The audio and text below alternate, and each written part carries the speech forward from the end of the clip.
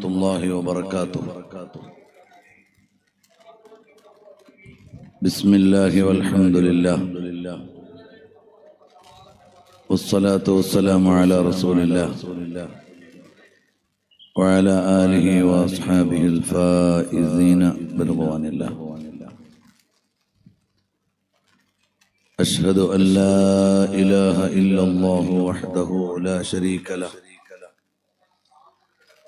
وأشهد أن محمدا عبده ورسوله أرسله إلى كافة الخلق بشيرا ونذيرا وداعيا إلى الله بإذنه وسراجا منيرا.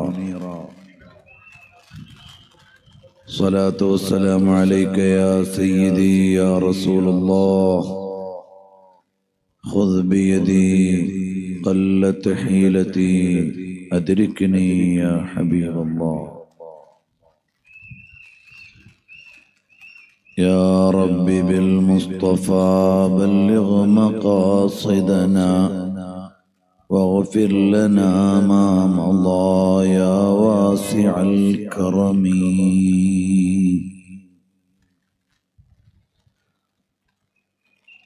സർവാദരണീയരായ സാദാത്തുക്കൾ, അത്യാദരണീയരായ ഉലമാക്കൾ, ഉമറാക്കൾ, രക്ഷിതാക്കൾ, സഹോദരി സഹോദരന്മാരെ,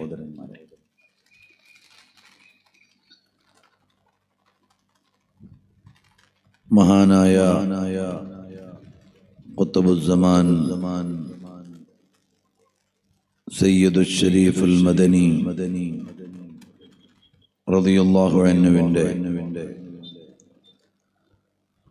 ഉറൂസിന്റെ ഭാഗമായി എല്ലാ വർഷവും നടന്നു വരുന്ന പ്രഭാഷണ പരമ്പരയിലാണ് നാം എല്ലാവരും ഉള്ളത്. അല്ലാഹു സുബ്ഹാനഹു വ തആല മഹാന്മാരായ ഔലിയാക്കൾ, സ്വാലിഹീങ്ങൾ, മഹത്തുക്കളുടെ എല്ലാം സന്തോഷവും പൊരുത്തവും നമുക്കെല്ലാവർക്കും നൽകി അനുഗ്രഹിക്കുമാറാകട്ടെ. അരനൂറ്റാണ്ടിലേറെ ഈ സാന്നിധ്യത്തിലെ വൈജ്ഞാനികവും നേതൃപരവുമായ ആധികാരിക ശബ്ദമായി നമുക്ക് നേതൃത്വം നൽകിയ സയ്യിദ് താജുൽ ഉലമാ സയ്യിദ് അബ്ദുറഹ്മാൻ അൽ ബുഖാരി റഹ്മത്തുള്ളാഹി അലൈഹി, അല്ലാഹു അവിടുത്തെ ദർജകൾ ഉയർത്തിക്കൊടുക്കുകയും അവരുടെയും ആത്മീയമായ സന്തോഷങ്ങൾ നമുക്ക് നൽകി അനുഗ്രഹിക്കുമാറാകട്ടെ. അതുപോലെ ഒരുപാട് സാദാത്തുക്കളും ആലിമീങ്ങളും ഔലിയാക്കളും ഒക്കെ ഈ പരിസരങ്ങളിൽ വിശ്രമിക്കുന്നുണ്ട്. അവരുടെ എല്ലാവരുടെയും ദർജകൾ ഉയർത്തുകയും നമ്മുടെ നാട്ടിലും ഇവിടെയുമൊക്കെ വിശ്രമിക്കുന്ന മുഴുവൻ മുഅ്മിനീങ്ങൾ, മുഅ്മിനാത്തുകൾക്കും അല്ലാഹു മഗ്ഫിറത്തും മർഹമത്തും നൽകുമാറാകട്ടെ. പ്രിയമുള്ള മുഅ്മിനീങ്ങളെ, പരിശുദ്ധമായ ഇസ്ലാം സ്രഷ്ടാവായ അല്ലാഹു തആല സൃഷ്ടികളായ നമുക്ക് വേണ്ടി രൂപപ്പെടുത്തി തന്ന ജീവിത സമ്പ്രദായവും വ്യവസ്ഥയുമാണ്. അല്ലാഹുവാകുന്ന ഉടമസ്ഥൻ അടിമകളായ നമ്മൾ എന്ത് വിശ്വസിക്കണം, എങ്ങനെ ആരാധിക്കണം, എങ്ങനെ ജീവിക്കണം, ഏതൊക്കെ കാര്യങ്ങൾ ചെയ്യണം, ഏതൊക്കെ കാര്യങ്ങൾ ചെയ്യരുത് എന്ന് വരച്ചു കാണിച്ചു തരാൻ വേണ്ടി അവൻ തന്നെ രൂപപ്പെടുത്തിയ സിസ്റ്റമാണ് പരിശുദ്ധമായ ദീനുൽ ഇസ്ലാം. وضع إلهي سائق لذوي العقول. വിവേകമുള്ള മനുഷ്യർക്ക് വേണ്ടി അല്ലാഹു തആല രൂപപ്പെടുത്തി തന്ന വ്യവസ്ഥിതിയുടെ പേരാണ് ഇസ്ലാം. ഇസ്ലാം ഈ ലോകത്തെ നിരീക്ഷിക്കുന്നത് പോലെ വേറെ ഒരു വ്യവസ്ഥിതിയും ഈ ലോകത്തെ നിരീക്ഷിക്കുന്നില്ല. ഈ ലോകത്തെ കുറിച്ച് ഇസ്ലാമിന്റെ കാഴ്ചപ്പാട് ഒരു ദിവസം ഉണ്ടായി ഒരു ദിവസം അവസാനിക്കുന്ന അള്ളാഹുവിൻ്റെതായ സൃഷ്ടിയാണ്. ഈ ലോകം സർവാധികാരിയായ അല്ലാഹു തആല ഒരു നാൾ സൃഷ്ടിക്കുകയും അവന്റെ തന്നെ നിർണയത്തിൽ ഒരു നാൾ അവസാനിക്കുകയും ചെയ്യുന്ന വസ്തുവായിട്ടാണ് ഈ ലോകത്തെ മുഴുവനും ഇസ്ലാം അവതരിപ്പിക്കുന്നത്. ഈ ലോകത്തുള്ള ഓരോ കാര്യങ്ങളും എങ്ങനെയാകണം എന്ന് ഇസ്ലാമിന് നിരീക്ഷണമുണ്ട്. അതുപോലെ വേറെ ഒരു മതത്തിലും ഒരു ദർശനത്തിലും ലോകത്തുള്ള എല്ലാ വസ്തുക്കളെ കുറിച്ചും ഓരോ മനുഷ്യരും എങ്ങനെയാകണം എന്നതിനെ കുറിച്ചും നിയമം ഇല്ല. പലപ്പോഴും ഇസ്ലാമിനെ അറിയാത്തവർ ഇസ്ലാമിനെ വിമർശിച്ചു കൊണ്ടിരിക്കും. അറിയാത്തവർ എതിർക്കുക എന്നത് മനുഷ്യന്റെ ഒരു പ്രകൃതിയാണ്. അതുകൊണ്ട് തന്നെ എതിർപ്പുകൾ പല വിധേനയും ഉണ്ടാകും. കൂട്ടത്തിൽ ഇസ്ലാമിനെ എതിർക്കാൻ ആളുകൾ എപ്പോഴും ഉപയോഗിക്കുന്ന ഒരു ടൂളാണ് ഇസ്ലാം സ്ത്രീകളെ അവഗണിക്കുന്നു എന്ന്. ഇസ്ലാം സ്ത്രീകളെ അവഗണിക്കുന്നു എന്ന് എപ്പോഴും ഇസ്ലാമിനെതിരെ ഇസ്ലാമിന്റെ വിരോധികൾ പ്രയോഗിക്കുന്ന ഒരു പ്രയോഗമാണ്. എന്നാൽ അങ്ങനെയല്ല. ഇസ്ലാം സ്ത്രീകളെ അംഗീകരിച്ചതുപോലെ വേറെ ഒരു മതവും ദർശനവും സ്ത്രീകളെ അംഗീകരിച്ചിട്ടില്ല. സ്ത്രീകൾ മനുഷ്യരാണോ അല്ലേ എന്ന് വരെ ചർച്ച ചെയ്ത ഇസങ്ങളും സിദ്ധാന്തങ്ങളും ഉണ്ട്. സ്ത്രീകൾക്ക് സ്വത്തവകാശം ഇല്ല എന്നായിരുന്നു ഭൂരിപക്ഷം മതവിഭാഗങ്ങളുടെയും ഓരോ കാലഘട്ടത്തിലെയും വ്യത്യസ്ത ദർശനങ്ങളുടെയും നിലപാട്. എന്നാൽ സ്ത്രീകൾക്ക് സ്വത്തവകാശം ഉണ്ട് എന്ന് ആധികാരികമായി പ്രഖ്യാപിക്കുകയും അത് നൽകുകയും ചെയ്ത മതമാണ് പരിശുദ്ധമായ ഇസ്ലാം.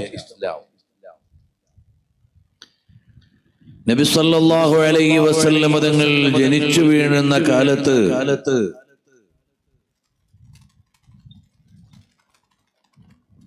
ഒരാൾക്ക് ഒരു പെൺകുട്ടി ജനിച്ചാൽ അയാളുടെ മുഖം ഇരുണ്ടുപോകും.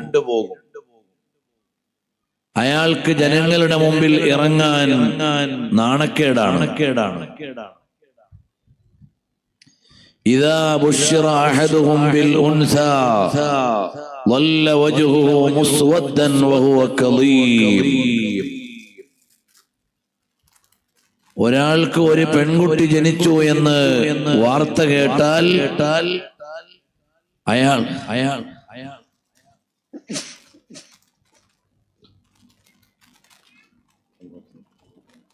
അതിങ്ങോട്ടൊന്ന് അടിക്കാൻ,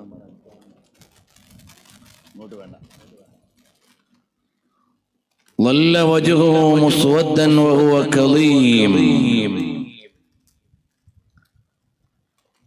അയാളുടെ മുഖം അപമാനത്താൽ താഴും.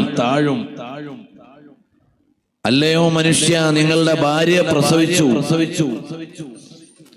ഒരു പെൺകുഞ്ഞിനാണ് ജന്മം നൽകിയത് എന്ന് കേട്ടാൽ ഈ പിതാവിന് പിന്നെ ജനങ്ങളുടെ ഇടയിലേക്ക് ഇറങ്ങാൻ കഴിയൂല.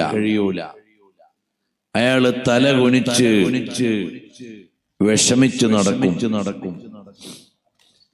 പിന്നെ അയാൾ ആലോചിക്കുക, ഞാൻ എന്താണ് ചെയ്യേണ്ടത്, ഞാൻ എന്താണ് ചെയ്യുക എന്നാണ് അയാൾ ആലോചിക്കുക. ഈ കുഞ്ഞിനെ ഞാൻ ഇനി എന്തു ചെയ്യും? കൊന്നുകളയുമോ? അല്ല.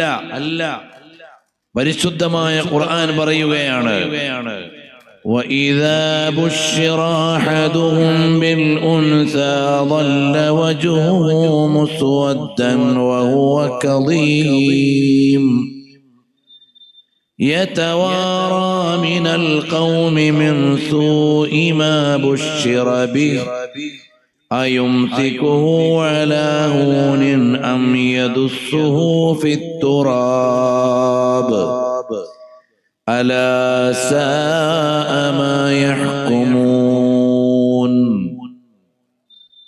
يَتَوَارَى مِنَ الْقَوْمِ. പിന്നെ അയാൾ ജനങ്ങളുടെ ഇടയിലേക്ക് വരൂല. പിന്നെ അയാൾ ആലോചിക്കുക, അയുംസികുഹു അലാ ഹൂനിൻ, ഞാൻ ഈ അപമാനത്തോടുകൂടി ഈ കുട്ടിയെ കൊണ്ടു നടക്കണോ, അതല്ല മണ്ണിൽ കുഴിച്ചു മൂടിക്കളയണമോ എന്നാണ് അയാൾ ആലോചിക്കുക. അലാ സാഅ മാ യഹ്കുമൂൻ. എത്ര മോശമായ കാര്യമാണ് അവർ ആലോചിക്കുന്നത്. അപ്പോൾ നബി സല്ലല്ലാഹു അലൈഹി വസല്ലം തങ്ങൾ ഉദയം ചെയ്യുന്ന കാലത്ത് അറബ് നാട്ടിൽ ഒരാൾക്ക് ഒരു പെൺകുട്ടി ജനിച്ചാൽ അയാൾക്ക് അതുപോലെയുള്ള അപമാനം വേറെയില്ല. പിന്നെ അയാൾക്ക് ജനങ്ങളുടെ മുമ്പിൽ ഇറങ്ങാൻ മനസ്സില്ല. അയാൾ ആലോചിക്കും, ഈ അപമാനത്തോടുകൂടി കുട്ടിയെ വളർത്തണോ, അതല്ല അഭിമാനം കാക്കാൻ വേണ്ടി കുഞ്ഞിനെ കുഴിച്ചു മൂടണോ എന്നായിരിക്കും അയാളുടെ ആലോചന. അവിടേക്കാണ് നബി സല്ലല്ലാഹു അലൈഹി വസല്ലം തങ്ങൾ വരുന്നത്. അവിടെ വന്നിട്ട് നബി സല്ലല്ലാഹു അലൈഹി വസല്ലം തങ്ങൾ ശക്തമായ താക്കീത് നൽകി. ഇദൽ മൗഊദതു സുഇലത് ബിഅയ്യി ദംബിൻ ഖുതിലത്. നാളെ അല്ലാഹുവിന്റെ കോടതിയിൽ ഈ കുഞ്ഞുങ്ങളെ അല്ലാഹു ഹാജരാക്കും. എന്നിട്ട് ചോദിക്കും, നിങ്ങളെ എന്തിനാണ് നിങ്ങളുടെ മാതാപിതാക്കൾ അല്ലെങ്കിൽ പിതാവ് കുഴിച്ചു മൂടിയത്? അങ്ങനെയുള്ള ആളുകൾക്ക് വലിയ ശിക്ഷ അല്ലാഹു സുബ്ഹാനഹു വ തആല നൽകും എന്ന് ശക്തമായ താക്കീതോടുകൂടി പെൺകുട്ടികൾക്ക് വളരാനും ജീവിക്കാനും അവകാശമുണ്ട് എന്ന് നബി സല്ലല്ലാഹു അലൈഹി വസല്ലം തങ്ങൾ പഠിപ്പിച്ചു. എന്നു മാത്രമല്ല, നബി സല്ലല്ലാഹു അലൈഹി വസല്ലം തങ്ങൾ സ്വന്തം തന്നെ 4 പെൺമക്കളുടെ ഉപ്പയായിരുന്നു. ആ പെൺമക്കളെ മുഴുവനും പൊന്നുപോലെ പരിപാലിച്ചു വളർത്തി. നബി സല്ലല്ലാഹു അലൈഹി വസല്ലം തങ്ങൾ ഇസ്ലാമിന്റെ പ്രഖ്യാപനം നടത്താൻ മക്കയിലെ സ്വഫാ കുന്നിന്റെ മുകളിൽ കയറി നിൽക്കുമ്പോൾ അവിടെയുള്ള എല്ലാ ജനവിഭാഗങ്ങളെയും വിളിച്ചു. ഓരോ ഗോത്രങ്ങളെയും വിളിച്ചു. നബി സല്ലല്ലാഹു അലൈഹി വസല്ലം തങ്ങളുടെ കുടുംബത്തിൽ നിന്ന് ഹബീബ് സല്ലല്ലാഹു അലൈഹി വസല്ലം തങ്ങൾ വിളിച്ചത്, യാ ഫാത്തിമ. മുഹമ്മദ് നബി സല്ലല്ലാഹു അലൈഹി വസല്ലം തങ്ങളുടെ മകളായ മോളെ ഫാത്തിമ, അൻഖിദി നഫ്സകി മിനന്നാർ.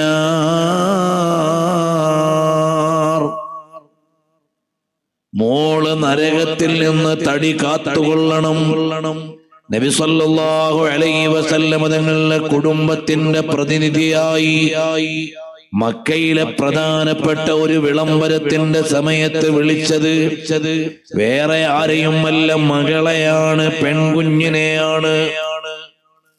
നബി സല്ലല്ലാഹു അലൈഹി വസല്ലം തങ്ങളുടെ ഖിയാമത്ത് നാൾ വരെയുള്ള പരമ്പരകൾ മുഴുവനും കടന്നു വരുന്ന വഴി മഹദിയായ ബീവി ഫാത്തിമ റളിയല്ലാഹു അൻഹയാണ്. വേറെ എവിടെയും പരമ്പര ചേർക്കാൻ പെൺമക്കളിലൂടെ പരമ്പര സ്ഥിരപ്പെടുന്നില്ല. പിതാവിലൂടെയാണ് പരമ്പര സ്ഥിരപ്പെടുന്നത്. ആണുങ്ങളിലൂടെയാണെങ്കിൽ നബി സല്ലല്ലാഹു അലൈഹി വസല്ലം തങ്ങൾ അഹ്ലുൽ ബൈത്ത് മുഴുവനും ഹസനൈൻ പരമ്പര മുഴുവനും ഇവിടെ നിലനിൽക്കുന്നത് നബി സല്ലല്ലാഹു അലൈഹി വസല്ലം തങ്ങളുടെ പൊന്നുമോള് ഫാത്തിമ ബീവിയുടെ മക്കളാണ്. പരമ്പരകളാണ് ഇവിടെ നിലനിൽക്കുന്നതെങ്കിൽ പെൺകുഞ്ഞുങ്ങൾ ജനിച്ചാൽ അത് മോശമായി കാണുന്ന ഒരു ജനതയുടെ മുമ്പിലേക്ക് ഹബീബായ സല്ലല്ലാഹു അലൈഹി വസല്ലം തങ്ങൾ അഭിമാനപൂർവ്വം 4 പെൺമക്കളുടെ ഉപ്പയായി അഭിമാനം പറയുകയാണ്. അതിൽ ഒരു മകളെ ഈ ലോകത്തെ അഹ്ലുൽ ബൈത്തിന്റെ മുഴുവനും കവാടമാക്കി വെക്കുകയാണ്, കുടുംബത്തിന്റെ പ്രതിനിധിയായി വെക്കുകയാണ്. ഇതുപോലെ ഒരു വിപ്ലവകാരി ലോകത്ത് സ്ത്രീകൾക്ക് അവകാശം പ്രഖ്യാപിച്ചത് വേറെ കാണാൻ സാധ്യമല്ല. ഇവിടെയാണ് നമ്മൾ വായിക്കേണ്ടത്. നബി സല്ലല്ലാഹു അലൈഹി വസല്ലം തങ്ങൾ സ്ത്രീകൾക്ക് പൗരാവകാശം നൽകി. നബി സല്ലല്ലാഹു അലൈഹി വസല്ലം തങ്ങളുടെ മുമ്പിൽ മഹാന്മാരായ സ്വഹാബികളിൽ പലരും ജാഹിലിയ്യ കാലഘട്ടത്തിൽ മക്കളെ കുഴിച്ചുമൂടിയ വിവരങ്ങൾ പറയും. നബി സല്ലല്ലാഹു അലൈഹി വസല്ലം തങ്ങൾക്ക് അത് താങ്ങാൻ കഴിയാറില്ല. അവിടുത്തേക്ക് സഹിക്കാൻ പറ്റുകയില്ല. എത്രമേൽ വലിയ ക്രൂരതയായിരുന്നു കഴിഞ്ഞ കാലത്ത് അവര് ചെയ്തിരുന്നത് എന്ന് നബി സല്ലല്ലാഹു അലൈഹി വസല്ലം തങ്ങളുടെ സന്നിധിയിൽ പറയാറുണ്ട്. എന്നാൽ ഹബീബ് സല്ലല്ലാഹു അലൈഹി വസല്ലം തങ്ങൾ പറഞ്ഞു, യാ അയ്യുഹന്നാസ്, ഓ ജനങ്ങളെ, നിങ്ങളോട് ഞാനൊരു പ്രധാന കാര്യം പറയുകയാണ്.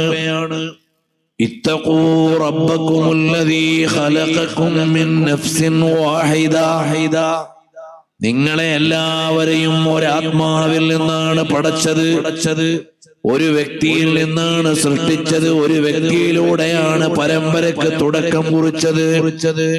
വഖലഖ മിൻഹാ സൗജഹാ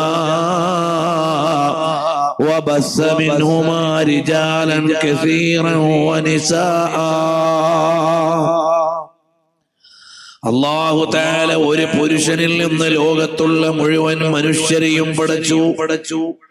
അതേ ആ പുരുഷനിൽ നിന്ന് തന്നെയാണ് ആ പുരുഷന്റെ ഇണയെയും പടച്ചത്. وخلق منها زوجها وبث منهما رجالا كثيرا ونساء. എണ്ണമറ്റ സ്ത്രീ പുരുഷന്മാരെ അല്ലാഹു തആല ഒരേ ദമ്പതികളിൽ നിന്ന് ലോകത്തിനു നൽകിയതാണ്. വത്തഖുല്ലാഹ അല്ലദീ തസാഅലൂന ബിഹി വൽ അർഹാം.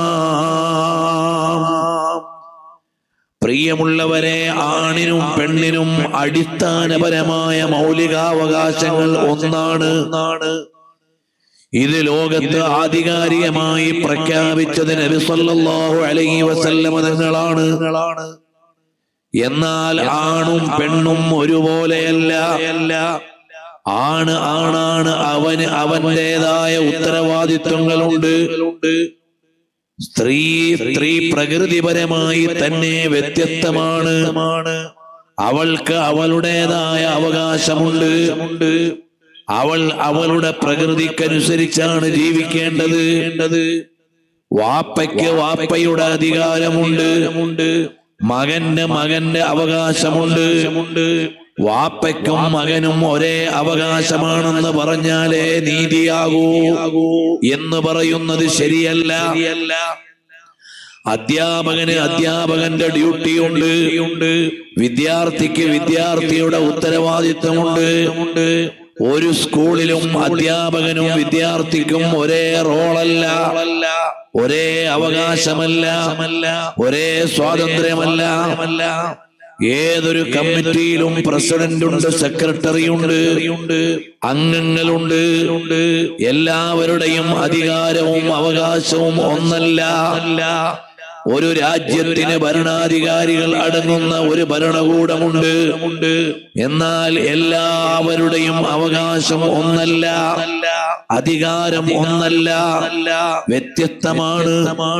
ഇതുപോലെ മനുഷ്യകുലത്തിൽ സ്ത്രീയുടെയും പുരുഷന്റെയും അവകാശങ്ങളും അവസ്ഥകളും രണ്ടും വ്യത്യസ്തമാണ്. അർരിജാലു ഖവ്വാമൂന അലൻ നിസാ. സ്ത്രീകൾ കഠിനാധ്വാനം ചെയ്ത് ജോലി ചെയ്യാൻ പറ്റുന്ന പ്രകൃതിയിൽ ഉള്ളവരല്ല. അതുകൊണ്ട് സ്ത്രീകൾക്ക് ആവശ്യമായ സൗകര്യങ്ങൾ ചെയ്തു കൊടുക്കേണ്ടത് പുരുഷന്മാരാണ്. ഖായിം എന്ന് പറഞ്ഞാൽ എന്താ? മാനേജർ. സ്ത്രീകൾക്ക് വേണ്ട മാനേജിംഗ് ഡിപ്പാർട്ട്മെന്റ് പുരുഷന്മാർ കൈകാര്യം ചെയ്യണം. ഖയ്യിം എന്ന് പറഞ്ഞാൽ എന്താണ്? മുഹദ്മിം സാഹിബ് എന്നാണ്. എന്നതുപോലെ സ്ത്രീകൾക്ക് വേണ്ട പാർപ്പിട സൗകര്യം, അവർക്ക് വേണ്ട അടിസ്ഥാന സൗകര്യങ്ങളെല്ലാം പുരുഷൻ ചെയ്തു കൊടുക്കണം. അർരിജാലു ഖവ്വാമൂന അലൻ നിസാ. സ്ത്രീകൾ പണിയെടുത്തിട്ടല്ല വീടുണ്ടാക്കേണ്ടത്, പുരുഷൻ വീടുണ്ടാക്കി കൊടുക്കണം. സ്ത്രീ ജോലി ചെയ്തിട്ടല്ല വസ്ത്രം വാങ്ങേണ്ടത്, പുരുഷൻ വാങ്ങിക്കൊടുക്കണം. സ്ത്രീ ജോലി ചെയ്തിട്ടല്ല മക്കളെ പോറ്റേണ്ടത്, പോറ്റാനുള്ള ചെലവ് വകകൾ സ്ത്രീക്ക് പുരുഷൻ എത്തിച്ചു കൊടുക്കണം. സ്ത്രീക്ക് ആവശ്യമായ നിത്യോപയോഗ സാധനങ്ങൾ അത് വാങ്ങിക്കൊടുക്കേണ്ടവൻ പുരുഷനാണ്. അവിടെ സ്ത്രീയെ ചെറുതാക്കുകയല്ല, പുരുഷന്റെ തലയിൽ ഉത്തരവാദിത്വങ്ങൾ വെച്ചു കൊടുക്കുകയാണ്. ചില ആളുകൾ ഈ ആയത്ത് ഓതിയിട്ട് പറയും സ്ത്രീകളെ ചെറുതാക്കുകയാണ് എന്ന്. അല്ല, പുരുഷന്റെ തലയിൽ ഒരുപാട് ഉത്തരവാദിത്വങ്ങൾ വെച്ചു കൊടുക്കുകയാണ്. അർരിജാലു ഖവ്വാമൂന അലൻ നിസാ. സ്ത്രീകൾക്ക് വേണ്ട എല്ലാ സൗകര്യങ്ങളും ചെയ്തു കൊടുക്കാനുള്ള ഉത്തരവാദിത്വം പുരുഷന്മാരുടെ പക്കലാണ്. അവർ അത് ചെയ്തു കൊടുക്കണം. നമ്മുടെ രാജ്യത്തിന് വിദേശകാര്യമന്ത്രിയുണ്ട്, ആഭ്യന്തരമന്ത്രിയുണ്ട്. ആഭ്യന്തരമന്ത്രി വീട്ടിലെ കാര്യങ്ങൾ എല്ലാം അഥവാ ആഭ്യന്തരമന്ത്രി ഇവിടുത്തെ ഹോം മിനിസ്ട്രിയുടെ ഡിപ്പാർട്ട്മെന്റ് ആണ് കൈകാര്യം ചെയ്യേണ്ടത്. വിദേശകാര്യമന്ത്രി ഫോറിൻ മിനിസ്ട്രിയാണ് കൈകാര്യം ചെയ്യുന്നത്. രണ്ടുപേരും ഒന്ന് കൈകാര്യം ചെയ്താൽ ഒരു കാര്യം നഷ്ടപ്പെട്ടു പോകും. രണ്ടുപേരും ഹോം മിനിസ്റ്റർ ചെയ്താൽ പോരാ, രണ്ടുപേരും ഫോറിൻ മിനിസ്റ്റർ ചെയ്താൽ പോരാ. ഇതുപോലെ ഒരു കുടുംബ വ്യവസ്ഥിതിയിൽ ഓരോരുത്തർക്കും ഓരോ ഡ്യൂട്ടിയാണ്. അൽ മർഅതു റായിയത്തുൻ ഫീ ബൈതി സൗജിഹാ. ഒരു സ്ത്രീയാണ് ആഭ്യന്തരം കൈകാര്യം ചെയ്യേണ്ടത്. അത് വലിയ ഡ്യൂട്ടിയാണ്. സ്ത്രീ ആഭ്യന്തരം കൈകാര്യം ചെയ്യുമ്പോൾ അവൾക്ക് അല്ലാഹു ഒരുപാട് ആനുകൂല്യങ്ങൾ നൽകി. എന്താണ് ആനുകൂല്യം? ഫോറിൻ മിനിസ്റ്ററായ പൊതുകാര്യങ്ങൾ കൈകാര്യം ചെയ്യുന്ന പുരുഷൻ 5 നേരവും പള്ളിയിൽ വന്ന് ജമാഅത്തായി നിസ്കരിക്കണം. അതാണ് പുണ്യകരമായി അവൻ ചെയ്യേണ്ട കാര്യം. എന്നാൽ ആഭ്യന്തരം കൈകാര്യം ചെയ്യുന്ന സ്ത്രീക്ക് പ്രകൃതിപരമായി തന്നെ എന്നും നിസ്കരിക്കാൻ പറ്റില്ല. അതുപോലെ തന്നെ വീട്ടുകാര്യങ്ങൾ കൈകാര്യം ചെയ്യുമ്പോൾ അവർക്ക് പള്ളിയിലേക്ക് വരാൻ പറ്റില്ല. അതുകൊണ്ട് തന്നെ പള്ളിയിൽ നിസ്കരിക്കുന്ന പുരുഷന്മാർക്ക് കിട്ടുന്ന കൂലി വീട്ടിന്റെ ഉള്ളിൽ നൽകുമെന്ന് നബി സല്ലല്ലാഹു അലൈഹി വസല്ലം തങ്ങൾ പഠിപ്പിക്കുകയാണ്. വബുയൂതുഹുന്ന ഖൈറുൽ ലഹുന്ന ഔ ഖൈറു മസാജിദിൻ നിസാഇ ഖഅറു ബുയൂതിഹിന്ന. സ്ത്രീകളുടെ ഏറ്റവും നല്ല പള്ളി അവരുടെ വീട്ടിന്റെ ഉള്ളിലാണ് എന്ന് പറഞ്ഞാൽ പുരുഷൻ പള്ളിയിൽ പോയി നിസ്കരിക്കുമ്പോൾ കിട്ടുന്ന കൂലി സ്ത്രീ വീട്ടിൽ നിസ്കരിച്ചാൽ അല്ലാഹു നൽകും. പുരുഷൻ പള്ളിയിൽ പോയാൽ അവന് കിട്ടുന്ന പ്രതിഫലം സ്ത്രീ ഒറ്റയ്ക്ക് വീട്ടിൽ നിസ്കരിച്ചാൽ അല്ലാഹു തആല നൽകും. അതുകൊണ്ട് അവൾ എനിക്ക് കൂലി നഷ്ടപ്പെട്ടു പോയല്ലോ എന്ന് വിചാരിക്കേണ്ടതില്ല. മക്കളെ പോറ്റാൻ ആവശ്യമായ സാമ്പത്തികവും സാങ്കേതികവുമായ സൗകര്യങ്ങൾ ഉണ്ടാക്കാൻ രാവിലെ മുതൽ കമ്പനിയിലോ കച്ചവട സ്ഥാപനത്തിലോ പണിയിടങ്ങളിലോ പോയി ജോലി ചെയ്യുന്ന സ്ത്രീകൾക്ക് പുരുഷന്മാർക്ക് അല്ലാഹു തആല കൊടുക്കുന്ന കൂലി പ്രതിഫലം വീട്ടിൽ മക്കളെ പരിപാലിക്കുന്നവർക്ക് കിട്ടും. അപ്പൊ ഇസ്ലാമിന് വ്യക്തമായ കാഴ്ചപ്പാടുണ്ട്. സ്ത്രീയുടെ റോൾ അത് വളരെ വലുതാണ്. പുരുഷന്മാരുടെ റോൾ അത് വേറെ ഒരു ലോകമാണ്. അതുകൊണ്ട് തന്നെ സ്ത്രീയെയും പുരുഷനെയും വ്യക്തമായ പൗരന്മാരായി സ്വീകരിക്കുന്നത് പരിശുദ്ധമായ ഇസ്ലാമാണ്. ഹബീബുനാ വസയ്യിദുനാ റസൂലുള്ളാഹി സല്ലല്ലാഹു അലൈഹി വആലിഹി വഅസ്ഹാബിഹി വസല്ലം തങ്ങളുടെ ജീവിതത്തിൽ ഏറെ സ്വാധീനിച്ച ഒരുപാട് സ്ത്രീകളെ നമുക്ക് വായിക്കാം. നബി സല്ലല്ലാഹു അലൈഹി വസല്ലം തങ്ങൾ പറഞ്ഞു, അബൂബക്കർ സിദ്ദീഖ് റളിയല്ലാഹു അൻഹു എന്ന പുരുഷനെ കുറിച്ച് നിങ്ങളെല്ലാവരും എന്നെ നിഷേധിച്ചപ്പോൾ എന്നെ അംഗീകരിച്ച ആളാണ് അബൂബക്കർ സിദ്ദീഖ്.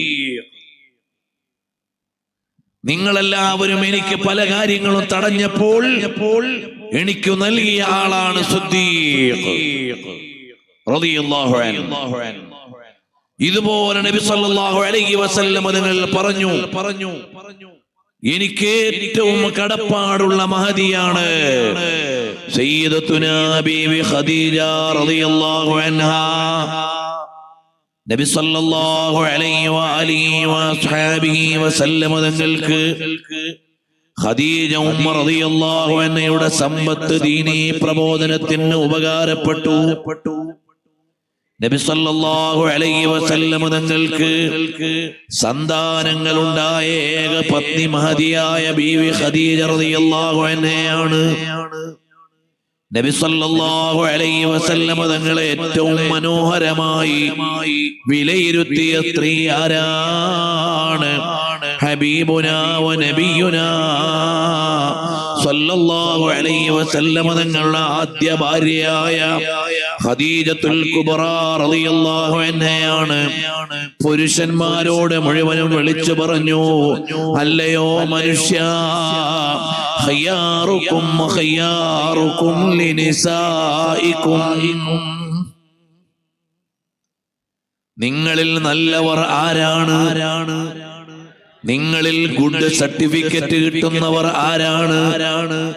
ഖിയാറുക്കും ഖിയാറുക്കും ലിനിസായിക്കും, നിങ്ങളുടെ ഭാര്യമാർക്ക് നിങ്ങളുടെ മേൽ നിങ്ങളെ കുറിച്ച് നല്ല അഭിപ്രായമാണെങ്കിൽ നിങ്ങൾ നല്ലവരാണ്. നിങ്ങളുടെ ഭാര്യമാർക്ക് നിങ്ങളെ കുറിച്ച് മോശം അഭിപ്രായമാണെങ്കിൽ നിങ്ങൾ നല്ലവരല്ല. നബി സല്ലല്ലാഹു അലൈഹി വസല്ലം തങ്ങളുടെ ഭാര്യമാരോട് മുഴുവനും ചോദിക്കുക. ഹബീബായ സല്ലല്ലാഹു അലൈഹി വസല്ലം തങ്ങൾ പറഞ്ഞു, അന ഖൈറുക്കും ലി അഹ്ലി, എന്റെ കുടുംബക്കാരോട് എന്നെ കുറിച്ച് ചോദിച്ചാൽ ഞാൻ എന്നെ കുറിച്ച് നല്ല അഭിപ്രായമാണ് കിട്ടുക. നബി സല്ലല്ലാഹു അലൈഹി വസല്ലം തങ്ങളുടെ ആദ്യത്തെ ഭാര്യ ആരാണ്? റസൂലുള്ളാഹി സ്വല്ലല്ലാഹു അലൈഹി വസല്ലം തങ്ങൾ ആ ഭാര്യ മരണപ്പെടുന്നത് വരെ ഏക പത്നിയിൽ ജീവിച്ച ആളാണ്.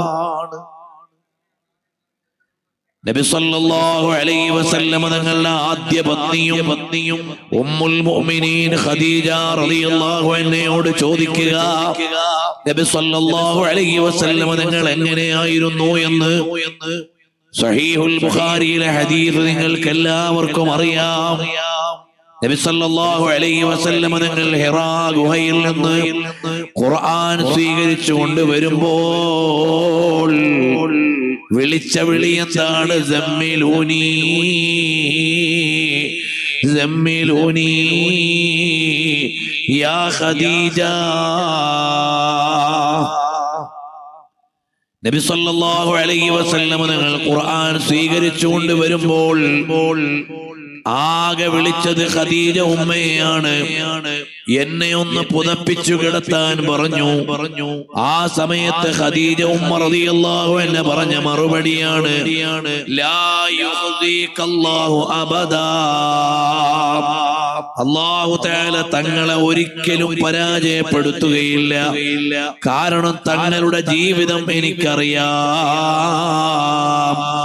15 കൊല്ലത്തെ ജീവിതം എനിക്കറിയാം. നബി സല്ലല്ലാഹു അലൈഹി വസല്ലം തങ്ങളുടെ 15 കൊല്ലത്തെ ജീവിതം വ്യക്തമായി അറിയുന്ന മഹദി പറയുകയാണ് ഇന്നക തഹ്മിലുൽ കല്ല. അല്ലയോ പ്രിയപ്പെട്ടവരെ, ഒരിക്കലും അല്ലാഹു തആല തങ്ങളെ പരാജയപ്പെടുത്തുകയില്ല. തങ്ങൾ പാവപ്പെട്ടവരെ സഹായിക്കുന്ന ആളാണ്, സൽ സ്വഭാവത്തിന്റെ ഉടമയാണ്, ആശ്രയം വേണ്ടവർക്ക് ആശ്രയം നൽകുന്നവരാണ്, വല്ലാത്ത വ്യക്തിത്വമാണ്. ലാ യുഖ്ദികല്ലാഹു അബദാ. ഒരിക്കലും അല്ലാഹു തആല തങ്ങളെ പരാജയപ്പെടുത്തൂല. ഇതുപോലെ ഒരു സർട്ടിഫിക്കറ്റ് കിട്ടിയ ലോക നേതാവ്, ഭാര്യയിൽ നിന്ന് സർട്ടിഫിക്കറ്റ് കിട്ടിയ ആള് വേറെ ആരാ? ഇത് ഞാൻ ഇങ്ങനെ പറയുമ്പോൾ നമ്മുടെ രാജ്യത്തിന്റെ രാഷ്ട്രപിതാവായ മഹാത്മാഗാന്ധിയുടെ ആത്മകഥ വായിച്ച കുട്ടികൾ ഇവിടെ ഉണ്ടാവും. മഹാത്മാഗാന്ധി രാജ്യത്തിന്റെ രാഷ്ട്രപിതാവാണ്, നമ്മൾ അംഗീകരിക്കുന്നു. എന്നാൽ മഹാത്മാഗാന്ധിയുടെ ഭാര്യ കസ്തൂർബായോട് ചോദിക്കണം, നിങ്ങൾക്ക് മഹാത്മാഗാന്ധിയെ കുറിച്ചുള്ള അഭിപ്രായം എന്താണ്?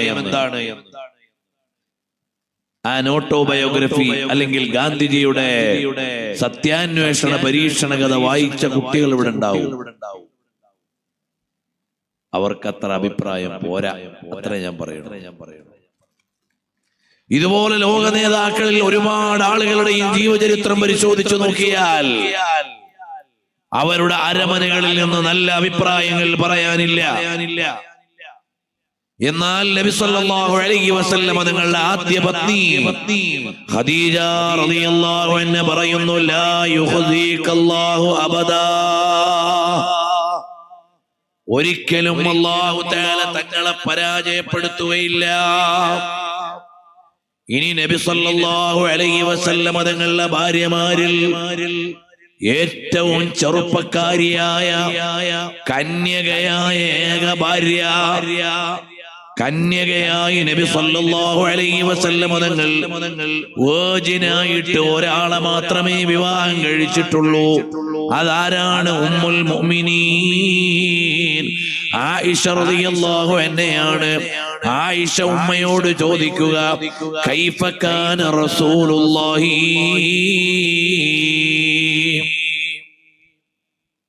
വയലിന്റെ മജ്ലിസൊക്കെ ഇപ്പൊ മരിച്ച മാതിരിയാ, സ്വലാത്തൊന്നുമില്ല. വല്ലാത്തൊരു സങ്കടാണ്.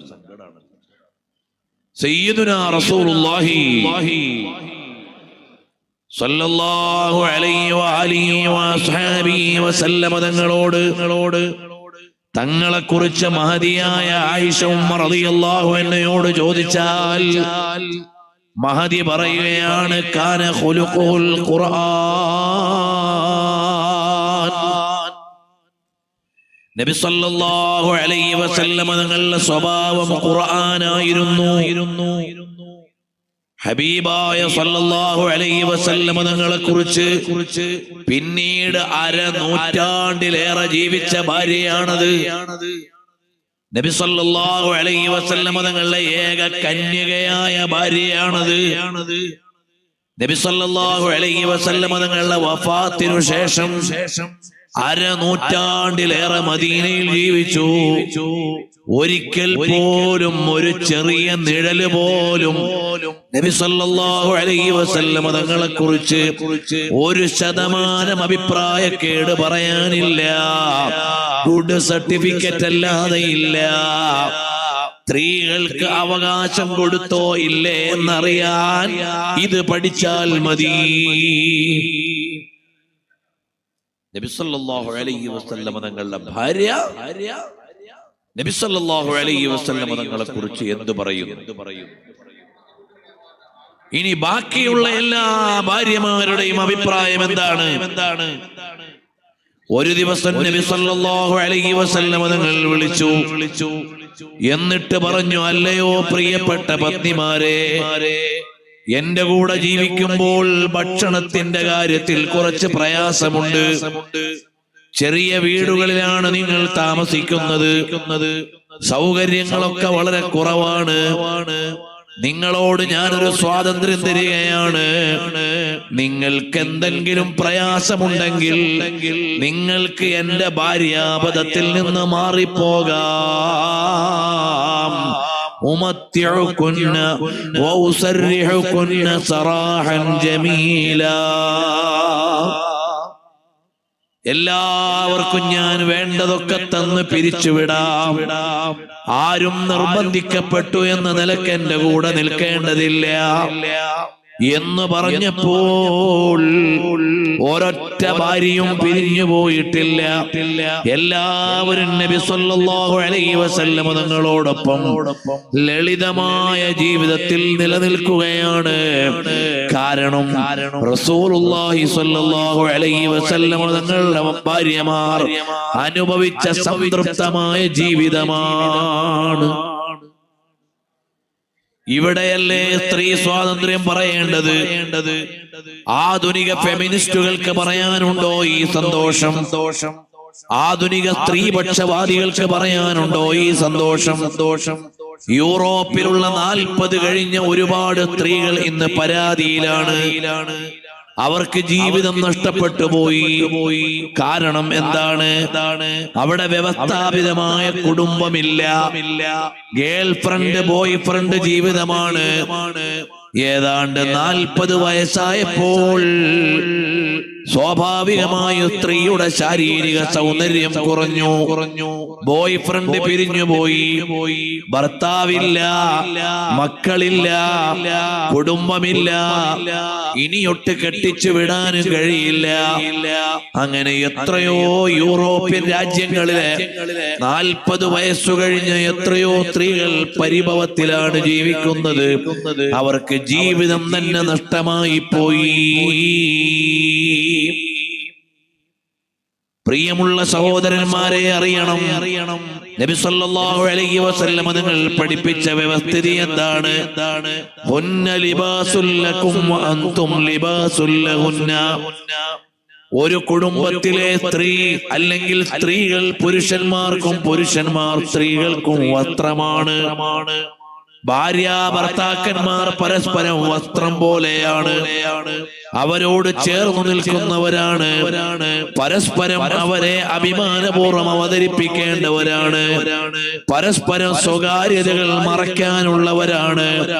പരസ്പരം സ്വകാര്യതകൾ സൂക്ഷിക്കാനുള്ളവരാണ്. സ്ത്രീ പുരുഷന്മാർക്കുള്ള അവകാശമാണ്. അവരുടെ സ്വാതന്ത്ര്യമാണ്.